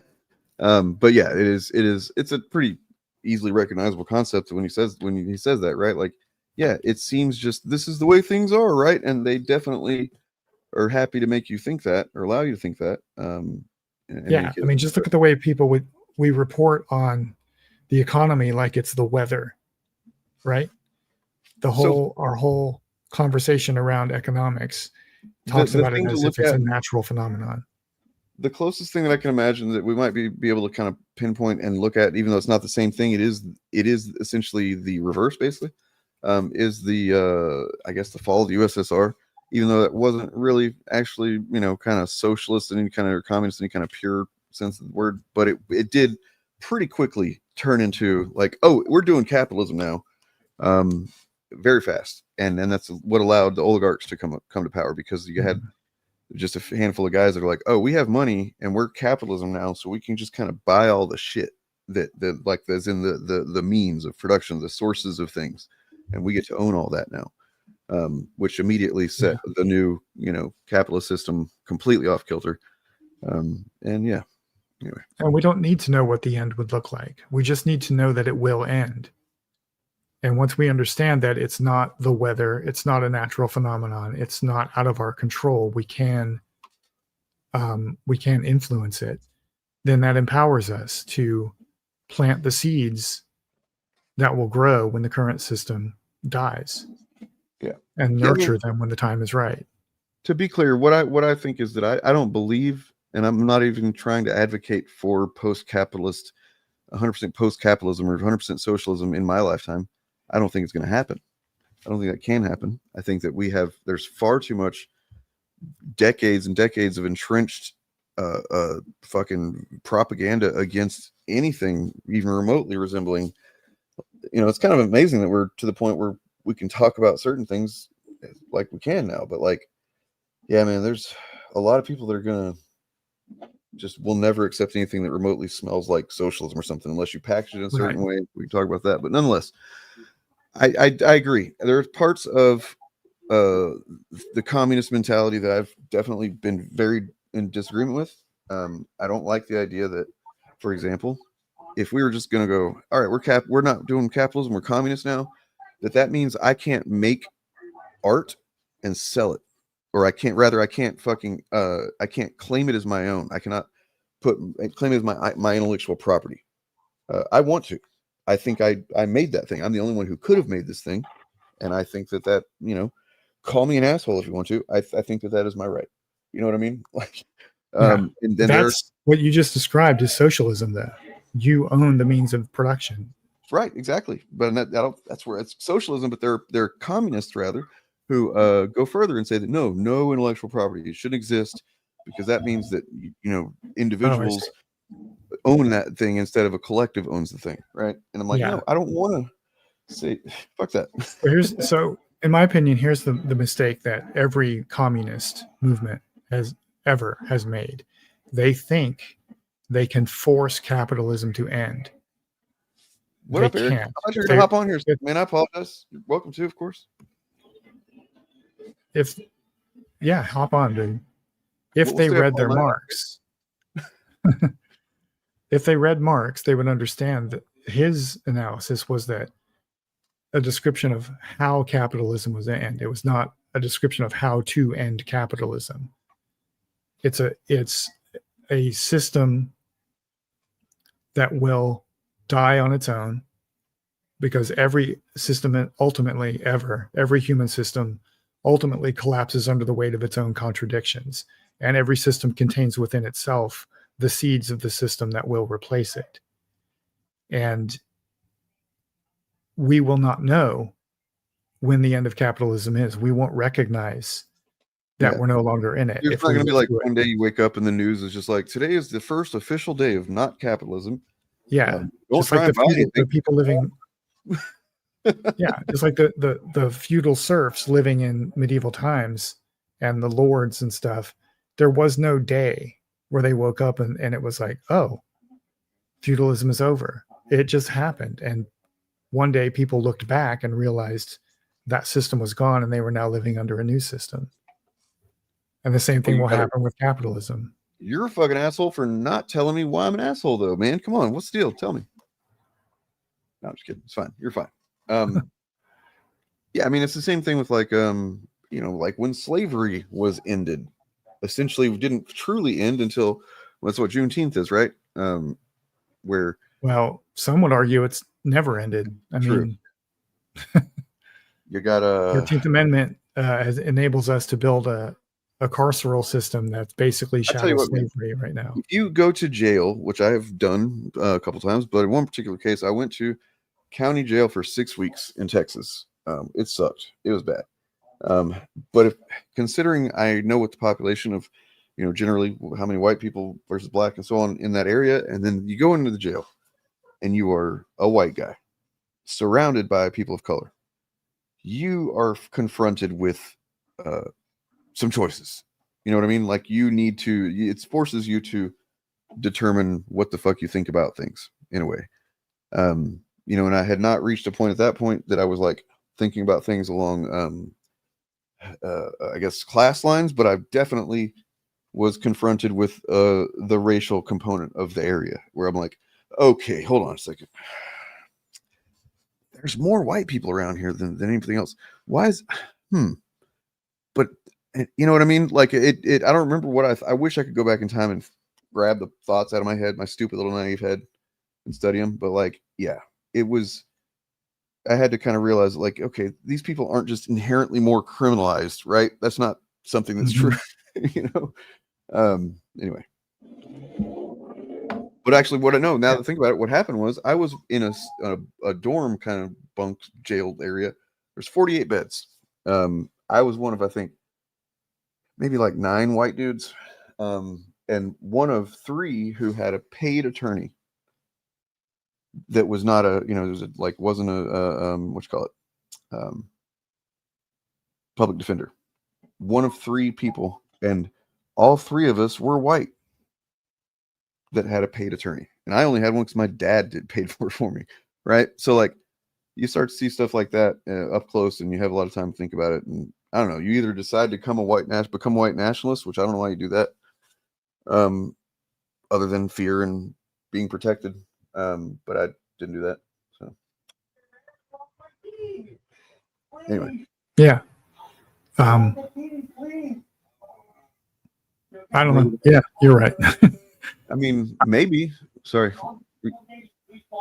Well, oh yeah, they certainly want to bring back feudalism. I mean, that's what the whole the tech bro fascism project is about. But their intellectual daddy, Curtis Yarvin, is kind of coping right now and planning his escape from the country because he thinks the tribunals are on the way. Yep. So they already know they've lost. They cannot win. Like Chariot was on your stream Wednesday, and I heard her saying something very inspirational, which I had forgotten, which is that by the time World War II started, fascism had already lost. There was no way they could win because there is no way they can ever win. It's an unsustainable system. And I think the people in charge of our fascist project have already realized they've lost. Oh dear, this is a good comic. I mean, effective rather. It is an effective comic. I just came across this. Holy shit. It's true. Have you seen the clip from Fox News of them saying they're going to reclaim the word Nazi? The way that black people reclaim the other N word. I saw that shit too. Like, they're just fucking. They should just be like, "What's up, my Nazi? How you doing, my Nazi? This Nazi over here says this." That's what they're not saying. Go the way that they think it's going to go. Let them do it. Let them do it. I'm fine with it. You know. Yeah.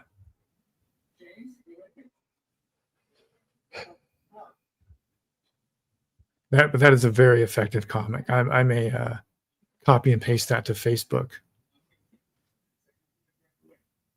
I like that the guy on the right panel there has a little Hitler mustache. Yeah. This guy, I feel like, I wonder what he's up to now, because he was saying some cool shit a couple years ago. Remember when we learned that our wealthiest and most powerful people were connected to a guy who ran a literal child sex trafficking ring? And then that guy died mysteriously in jail, and now we just don't talk about it. What's this? Mysterious. Somebody dig this guy up, see what he's up to. Maybe he's still, I don't know. We need an advocate for releasing the goddamn Epstein files. Yeah. See, this is who we need to watch out for. The real Hitler is J.D. Vance. In the analogy that people like to make about Weimar Germany and stuff. Yeah. Trump is Hindenburg. The doddering old ghoul who's trying to hold up the old system. Eric debunks is straight up Himmler. I'm sorry. He's not. Oh, where'd he go? Hermler. Oh, there he is. What up, Hermler? Hey, man, how's it going here? Oh, he might be having some problems. Eric fall asleep? I couldn't add him for a moment, so there might be some issues there. I don't know. We're just joking, man. You're not Himmler at all. Greg Gutfeld, yeah, like all these fucking guys are deeply unfunny. The thing is about comedy requires a certain vulnerability, right? Like otherwise, the comedy you're going to do is going to be against other people that have less power, privilege than you. That's just the way it goes. Yeah. If you can't, expose yourself for comedy, you're going to be looking to other people that are easy in your mind to expose or to put down. Yeah, I recently watched On the High Seas. I watched that movie Lady Ballers. Oh God! Just out of morbid curiosity, and the thing I walked away from it with was this seems like the result of an experiment where somebody said, "What if we made a comedy film where the dialogue was structured like jokes, but it was never actually funny?" Because that's what that movie is. It's structured like a comedy, and all the dialogue in it is structured like jokes. But I never laughed once. Did you see that video? You guys hear me okay? Now we can. Hey, what up? Yeah. I'm on my laptop, so the microphone might be a little wonky. Just saying. Okay, this doesn't sound too bad. Do you remember when Lady Ballers came out and Ben Shapiro was talking to fucking Jeremy Boring, and they were like promoting the movie, and like essentially they just if their audience had half a brain, they would have noticed this, but they're like, you know, we tried to make it a documentary at first where we could, where, you know, would literally have some men dress up as women and they would be able to, you know, go in, play sports, women's sports, but they don't let them do that. Yeah. And it's like, do you not fucking realize what you just said, you idiot? You just said, I mean, like, thank you for saying it, but you're an idiot for your own cause because you just said the thing that you guys have based so much of this scaremongering about doesn't happen. So you had to make a fictional film with a supposedly a comedy because they don't let men dressed as women go play sports with women. It doesn't happen. So anyway. Yeah, that movie was basically Juwanna Man erasure as well. So I'm not going to stand for that. But yeah, you're right. That's exactly what they did. This is pretty good. The comment in the video about the Purple Revolution guy. Somebody says the purple dude sounds like a guy 1 week in rehab who wants to take over the counselor's job. Yeah. Yeah. That's exactly right. That's pretty funny. Eric, you there? How's it going, man?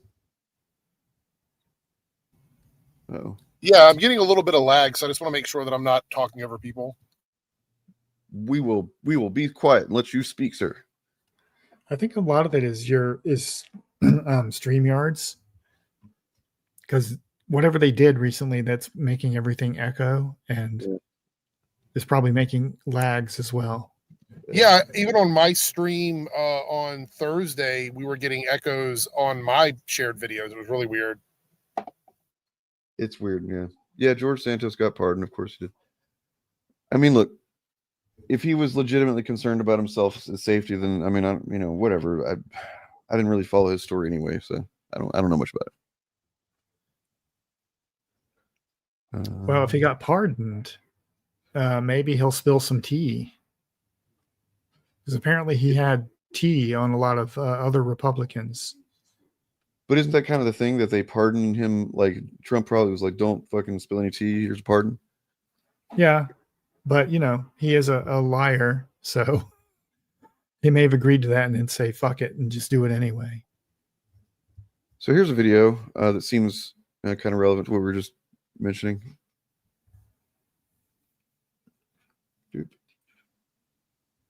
I went viral last May for a couple days. I appeared on MSNBC and I told an abortion joke.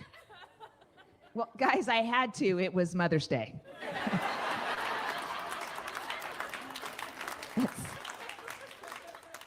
That's how I've celebrated traditionally since my son was born. And the right wing went insane, okay? Here's all I said. All I said was, we were talking about current events, and at the time, the draft that the Supreme Court was going to overturn Roe v. Wade had been leaked.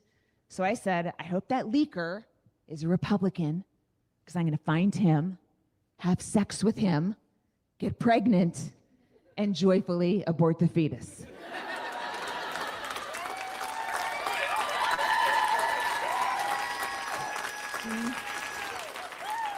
Guys, it's not my best joke, okay? But guess what? I don't give the good shit to MSNBC on a Sunday night. And the right wing acted like that was my plan, okay? That's what makes me crazy. I'm in my 50s. I can't get pregnant.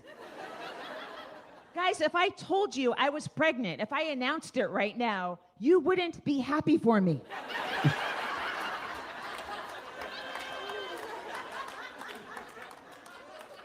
You'd be like, science has gone too far. The next day was unbelievable. I got doxxed on Facebook. Somebody posted my address on Facebook. Of course. Yeah, that somebody was my brother. He's like, she's always been like this. Get her. Yeah. Anyway, no, the name of the video was Republicans Don't Get Jokes. So I was just curious, you know, where she went with that. So.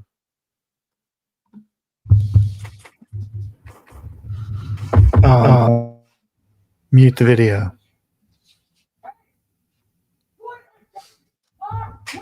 A collection. Is it muted?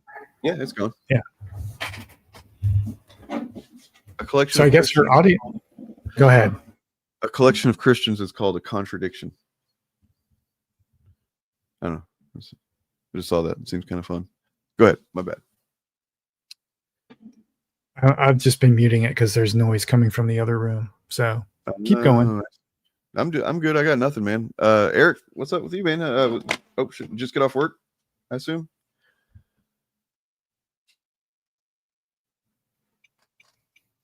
Yeah, sorry. StreamYard is acting really weird. Like I'm just muting, so I'm not giving any background noise. And every time I try to unmute, it's like it freezes or something. It's really strange. Weird. Yeah. I just got off work. I'm sitting in a parking lot right now. I'm just getting ready to order some food. So I thought I'd jump on. I actually wanted to talk about the capitalism, communism, socialism thing, which is what I was really jumping on for. I watch a lot of like major leftist streamers, like left streamers, and most of them want communism. Yeah.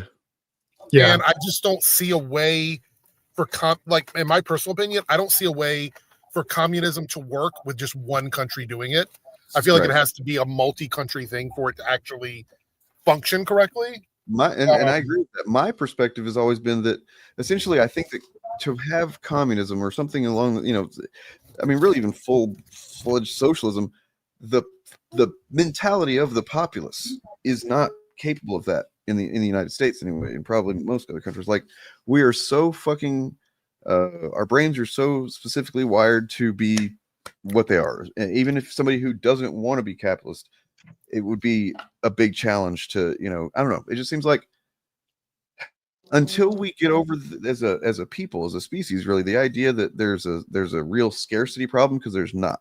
In most cases, there's a distribution issue, but that's even not really an issue anymore thanks to technology. The problem is, too few people owning the distribution and the means and stuff like that. Yep. But I actually think for me, a combination of capitalism and socialism is probably the ideal response to it, but we're not there yet either. So we just need to have very strong non-exploitation regulations in the capitalist code, whatever that is. You know what I mean? Like that. I don't feel like these things are impossible. The idea that we should that capitalism can only be do whatever at all costs to make profit, that's so fucking insane, though. Like it's so insane. The idea that I think that don't make a profit, literally like a higher profit every year, are somehow failing. There's something broken there. Anyway, it's the ideology of the cancer cell, eternal growth. I think what people on the left need to understand about Marxism is that Marx was making a prediction that this is how capitalism will end and this is what will replace it. He was not saying this can be forced into existence. And the mistake that Stalinists make, and pretty much every communist movement that ever tried to take over a country, was thinking that they could replace capitalism overnight. Capitalism will, like all economic systems before it, will just evolve itself out of existence. And Marx thinks it will be replaced by communism, but maybe it won't. But we won't know it. The people living through that won't know it's happening. Have you guys ever looked into like the kind of I guess the Scandinavian nations and how their economies work? Like that's essentially what what's that about?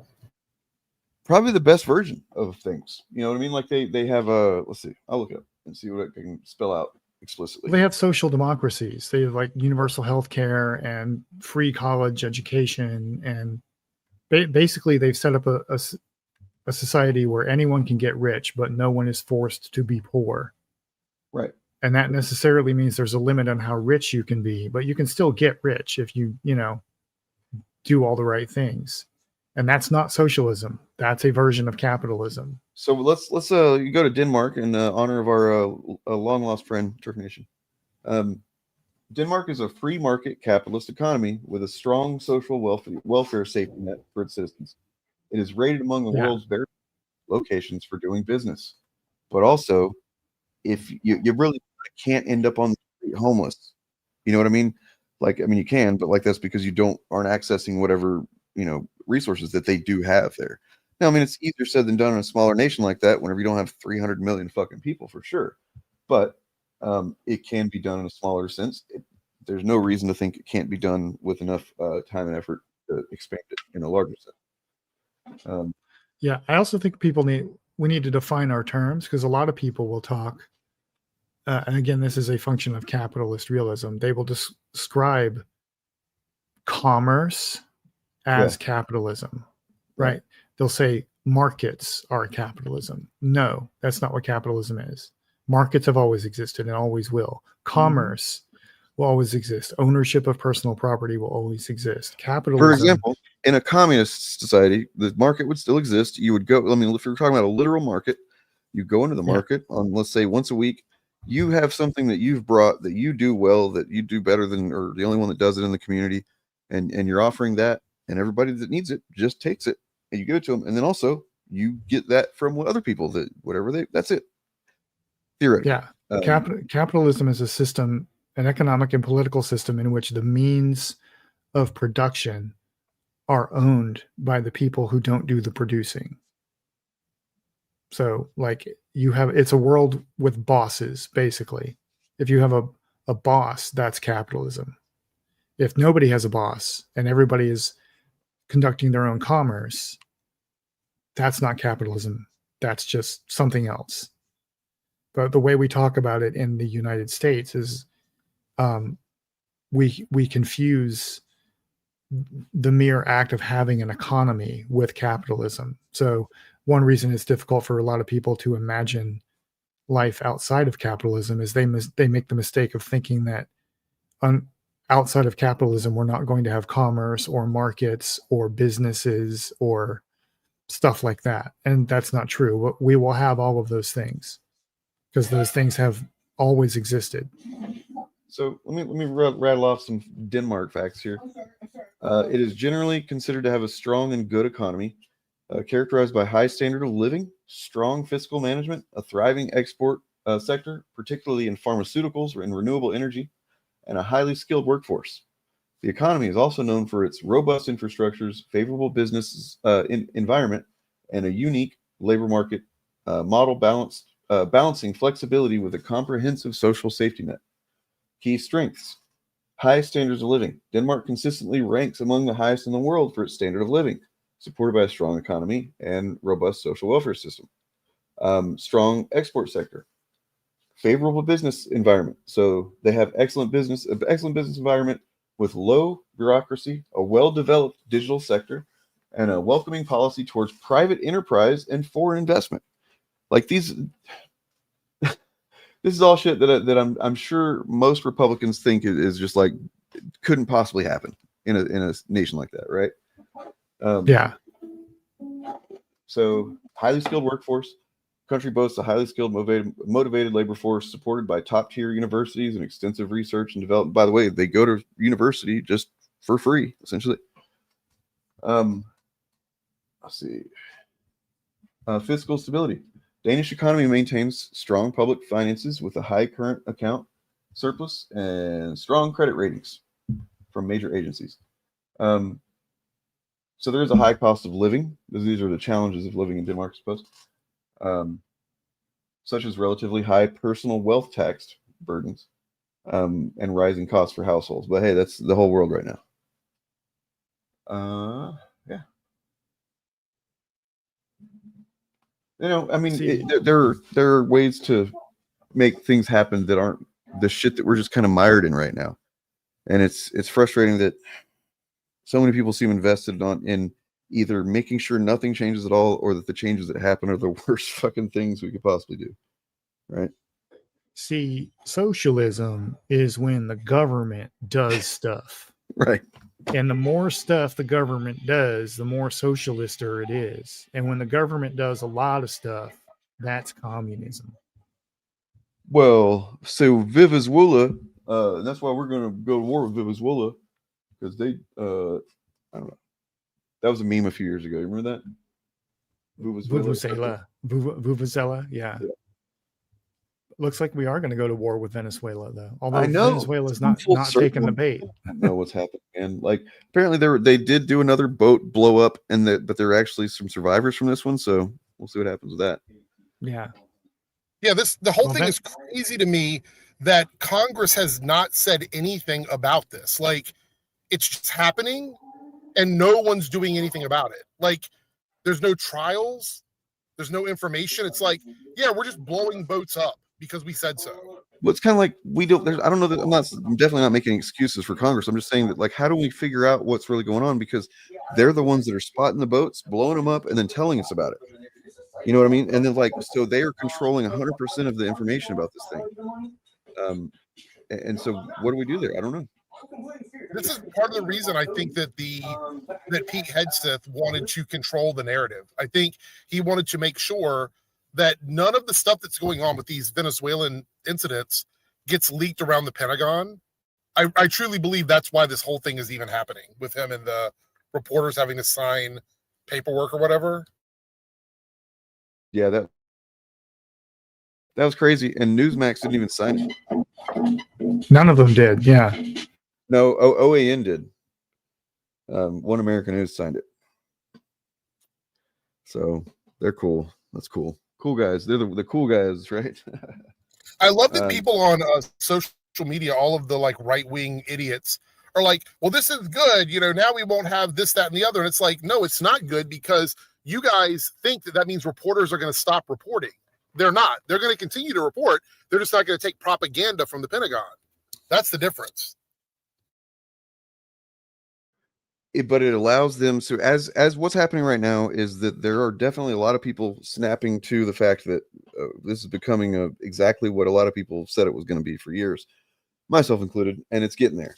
A lot of people are recognizing that. That's good. However, the people that are full on MAGA, 100% all the way, they're going to continue to just like absorb into just whatever the government, the administration says is reality. That is fact. Anything else is outside of reality. It's not. It's anti-American, so on and so forth. So like, yeah, it's going to get weird, guys. It's going to continue getting weirder.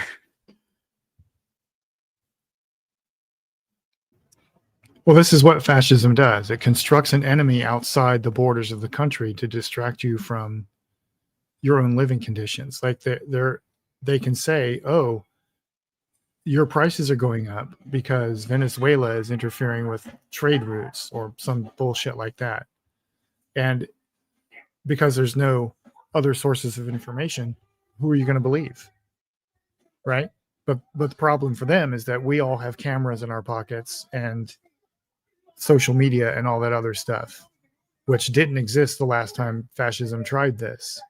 So like I pointed out before, Curtis Yarvin, their intellectual daddy, has already seen the writing on the wall. He already knows they've lost. It's only a matter of time, and he's fleeing the country because the leftists are going to have their tribunals and they're getting all the pussy and dick that they want. Yeah. The right has failed, and it's just a matter of time, because fascism always fails. It just hurts a lot of people on the way down. I actually think, like, I've done a lot of digging about this and whatnot. Again, they're not going to reach the goal of Project 2025 by the end of the year. That's not going to happen. So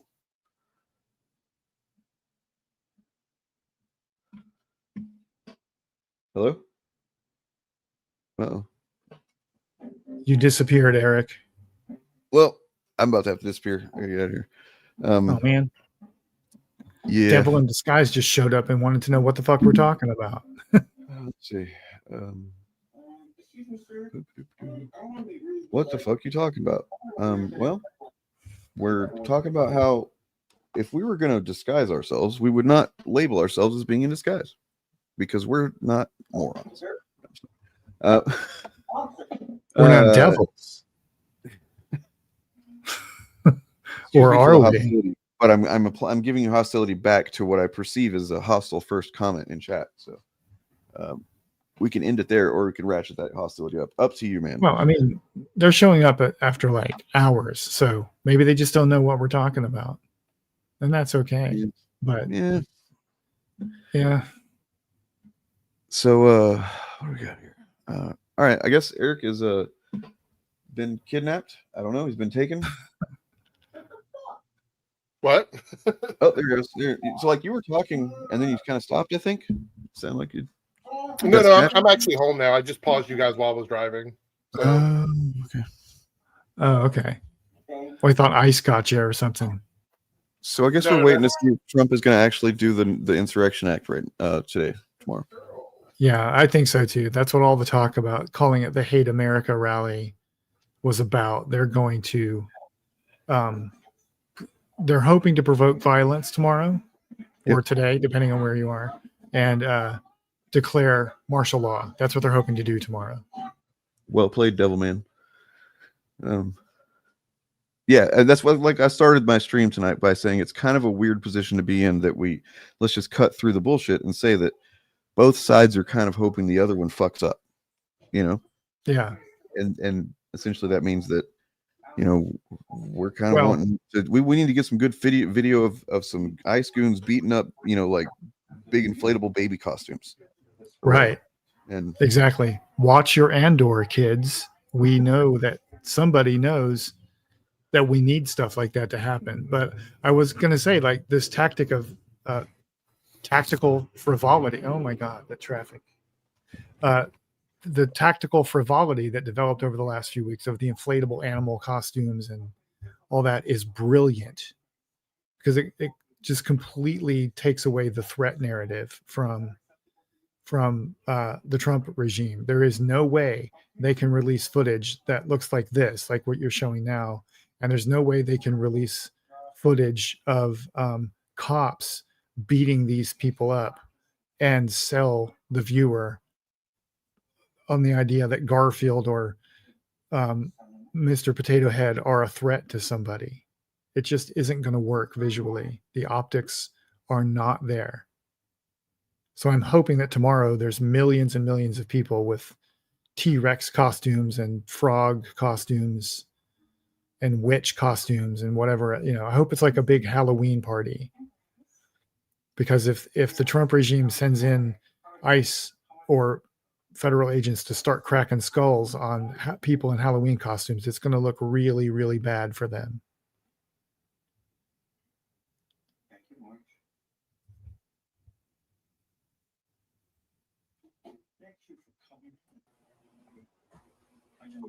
Is everyone alive?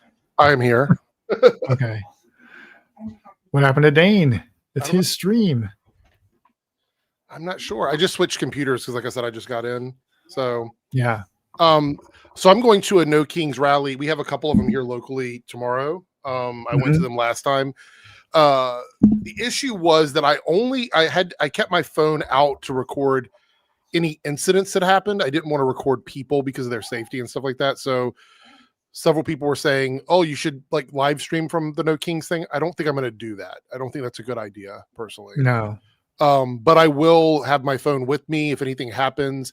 I can't remember what state it was, but one of the states now have a law that says all law enforcement must wear body cameras. So that's going to be really interesting to see. I don't know, Eric, if you have maybe a spare cell phone that you could bring instead I of. I have to. Okay, because yeah, you don't want to.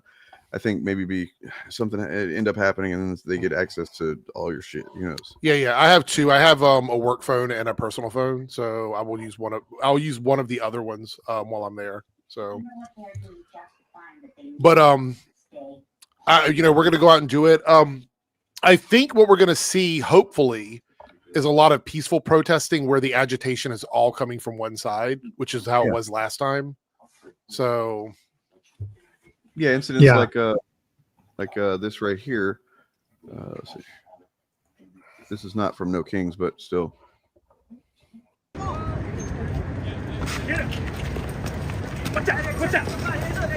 yeah.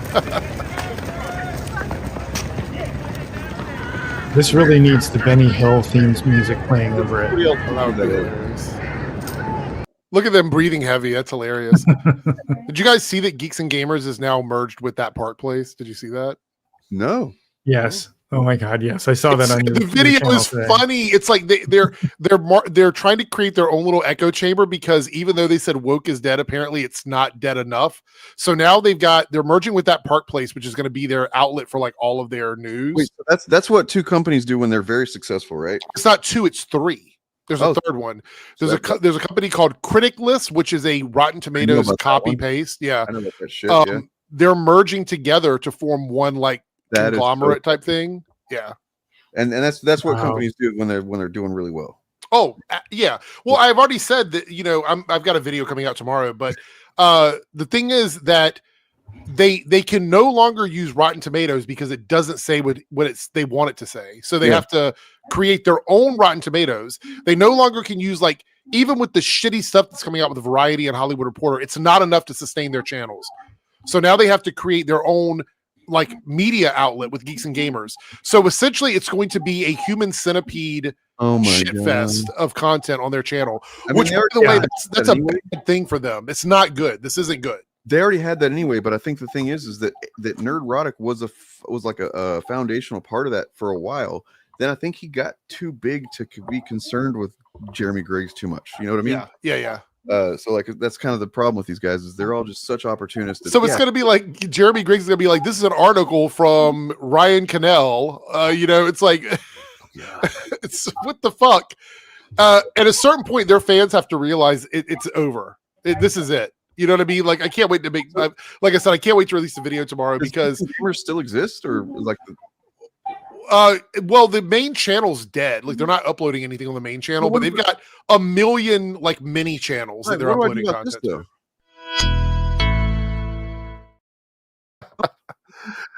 You should watch the video where they talk about this. It's like a 2-minute video. It's really funny. I'll find it.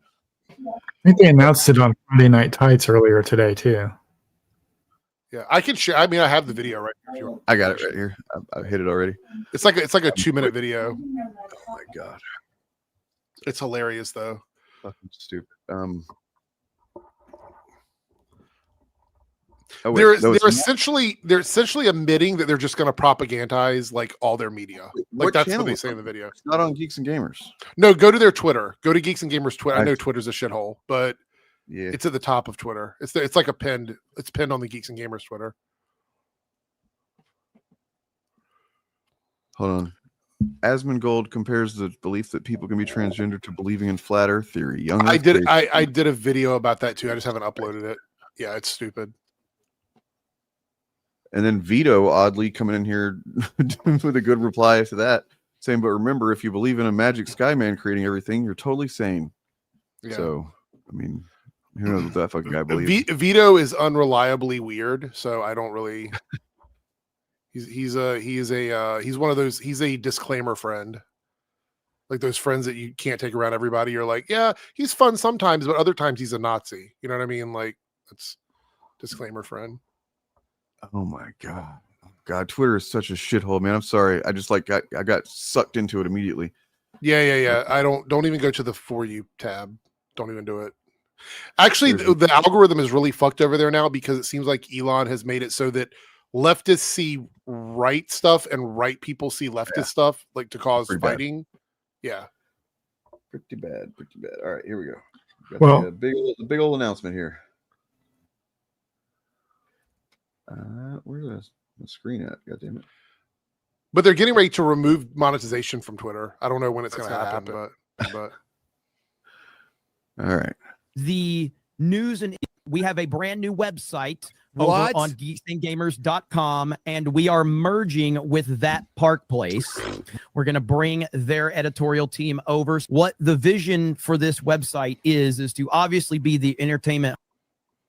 The vision is, please God, we have to do something. We're fucking hemorrhaging fucking viewers. We have to do anything at all. Let's get, it's what the vision is, the same vision that Marvel had whenever back in the day when Iron Fist and Luke Cage came together to do fucking Heroes for Hire. It wasn't like, this is going to be a great vision. Like, let's just do this out of purely creative. It turned out really great. True. But no, the reason they did it, because they were both fucking sinking in sales. That's it. Hub for our sphere, but also the news and information for our sphere as well. So when Az goes on a legendary rant, when the internet is misrepresenting what happened in that rant, because I'm a vacuous empty fucking shell of a person. We're going to have an article to break it down, to tell everybody what's actually going on. Propaganda. We want to make sure that you don't ever accidentally hear like anything outside of the echo chamber. So we're going to create just reinforced echo chamber walls for you, buddy. God damn it. on. When Critical Drinker makes a viral tweet, we're going to write an article about it. When Ryan... Wait. Sorry, this is so fucking stupid. I can't even believe it. Ryan says something controversial, we're going to not be able to defend it, but we're going to stand with him. Enjoy the I'm out. When we have meetups, when there are things going on, geeksandgamers.com is going to be the place where you have all of your information right there. And I'm really excited about this. With that, we have another announcement, and that is that we are joining forces with Criticless. Now, if you don't know what Criticless is essentially a Rotten Tomatoes / Letterboxd alternative. You can pick up the soft. You can pick up the. God damn it! Drops. You can pick up the soft trade paper. The what now? The what now? The fucking what? You can go over there, review movies, make lists, all of that. There is an average score over there. There's an app. My name is Gary Pukeseller. I did time for selling meth and breaking and entering. Had a while that I couldn't keep going and blame though the person who took the building after me had a business. So I started a YouTube channel that was pretty straightforward, but very soon I realized I could get money from kids, but instead of selling them drugs, I could do it by calling everything killing their individual and then repeating the same brain rot over and over again, clogging up YouTube's algorithm with hundreds of completely identical videos and staining the pop culture space with my utter dog shit. Holy shit! What? Holy shit! What? Was it echoing the whole time? I'm sorry. Yeah, everything's echoing now. God damn it! I fucking hate this shit. And StreamYard, fucking fix your shit, dude. I'm gonna stop paying $50 goddamn a month unless you do. Fix it. I know you're watching, Mr. StreamYard Moneybags. All right, I gotta go. Get out of here. This is fucking stupid. Like, this is so goddamn obviously just yeah. Did you do a video on this, you said, Eric? Tomorrow. Comes out tomorrow. Man, that is some grade A cope. The way that he's trying to read it with some excitement. You know what I mean? Like, and what do you think? What do you think is going to be the? Because we know where his heart's really at right now, right? Let me fucking get rid of this so it's not a. Sorry. We know that Jeremy Griggs is really into doing MAGA content these days, because that's what's working. But at the same time, like, how do you think he's going to try to connect this shit to, pulling people into MAGA some more, I guess. Well, I mean, to me, and like I said, I go into more detail, but this is just desperation for them. Like, I feel like this is similar to like Eric July. I think he's about to announce some sort of like partnership situation with Rippaverse, because they're positioning themselves in a way that seems like he might not be the only owner of the Rippaverse for much longer. So yeah, I mean, the thing is, this masquerade they're doing is not going to be able to hold up for long. None of these guys are making the money they were making before, and it's all sort of crumbling down around them. Thank you. So, well, why would you partner up with these two brands to recreate your own website and talk about viral tweets? It just doesn't make any sense. I mean, you were 100% right. I thought you were kind of being hyperbolic. No, they literally essentially spell it out that they're creating an echo chamber for you. And it's kind of fucked up is that honestly they can do that now. The way that Musk has done with Twitter and everything, where like, if you don't like facts, you don't have to see them. Well, Rotten Tomatoes says something is positive. Don't worry, we can just go over to our own place where they can manipulate the scores, and we can just read off that one. Or if there's no article from Hollywood Reporter that says that Superman is a flop, we can just write one on that Park Place because it's now connected to Geeks and Gamers, and we could just use that one. It is going to be the most echo chambery, regurgitated garbage ever. And the truth is, I don't even think that their fans are going to put up with it. I don't think that's going to last long. It's going to get really old for them. I think it really is, because Fandom Pulse pretty much is gone. That Park Place obviously was suffering. That's why they're working with Geeks and Gamers. So, I mean, yeah, this is just the timeline that I made that time about the parallel, tracks of reality. This is them just kind of reinforcing that, and also making sure that they can try to grift a little bit more. So, like, I was wrong. They're not trying to pull people into right anymore. They've done that enough. They're just trying to continue and remonetize the people they've already got. I would say they're like, oh, Bob's got to go. All right, see you later, Bob. Okay. Yeah, I got to go too, actually. So, okay. Yeah. But. Yeah. Basically, essentially, what they're doing now is this is a life raft. This is a life raft that they're trying to use to stay afloat, because these channels are not just people with cameras and microphones. Like essentially everybody involved with the initiative and all the people I know involved in what we do, we are just our own people making our own content, right? These channels are not. Most of them have a team of people that work for them that have to get paid.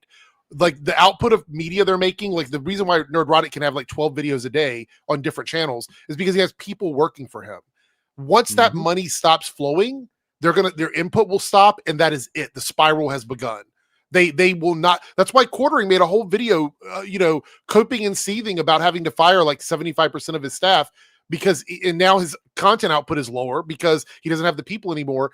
That's the end. That's it, guys. Like, this isn't hyperbolic language. Like, once they start getting rid of staff, that's it for them. That is it. Yep. They're done. And look, we maybe helped a little bit getting them there. So good job. Congratulations to us. Congratulations to them. This is always where you're going to end up. We can't wait to see you fail some more. I have to go, and thanks for hopping on, man. And by the way, anytime you get off, late Friday, see that we're on, hop on. You're more than welcome. So, all right, cool. Appreciate it. Yep, you guys, please subscribe to Eric DeBunks if you're not already. Subscribe to Bob of the Old Ways as well. Subscribe to, I don't think I put the links in the thing today, and I apologize, but yes. And I hope you have a good weekend. I think we'll do some sort of Fapcast on Sunday, probably to go over what happens tomorrow, today, No Kings thing. Hopefully, sincerely hope if you're going out there, stay safe. Don't provoke anything. Let fascists do fascist shit as much as possible. Don't engage with it. Don't fall for the bait. That's what they want. Wear a big inflatable, baby costume or some shit and be funny, and that's all you need to do. Got anything to say, Eric? No, thanks everybody for tuning in to all of our streams. We do appreciate it. Sub to my channel. I'm over 7,100 and something subs now. I can't remember what it is, somewhere there around there. But thank you guys so much. And I did a couple videos today and yesterday. One on Ryan Cannell, because why not? His forehead's big, and one on the D&D drama. So go check it out on my channel. Nice. All right. I saw the D&D stuff. That's there's. I might stream tomorrow just to talk about some of this stuff. Holy shit! All right, y'all have a good night. Thanks so much. Peace.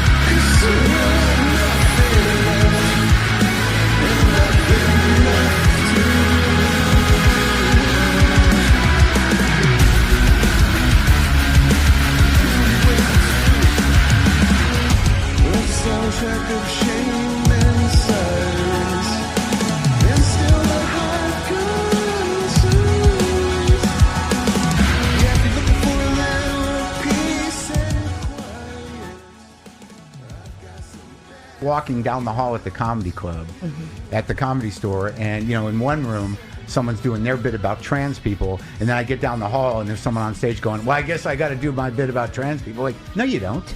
You don't. We've lost a tremendous amount of democratic-leaning ideas and movements. So whether they knew it or not, that's what they were spearheading. So now it's reality, and you want to still keep kicking them? Go ahead. I don't know that the comedians have had that much power. Are you f***ing out of your mind?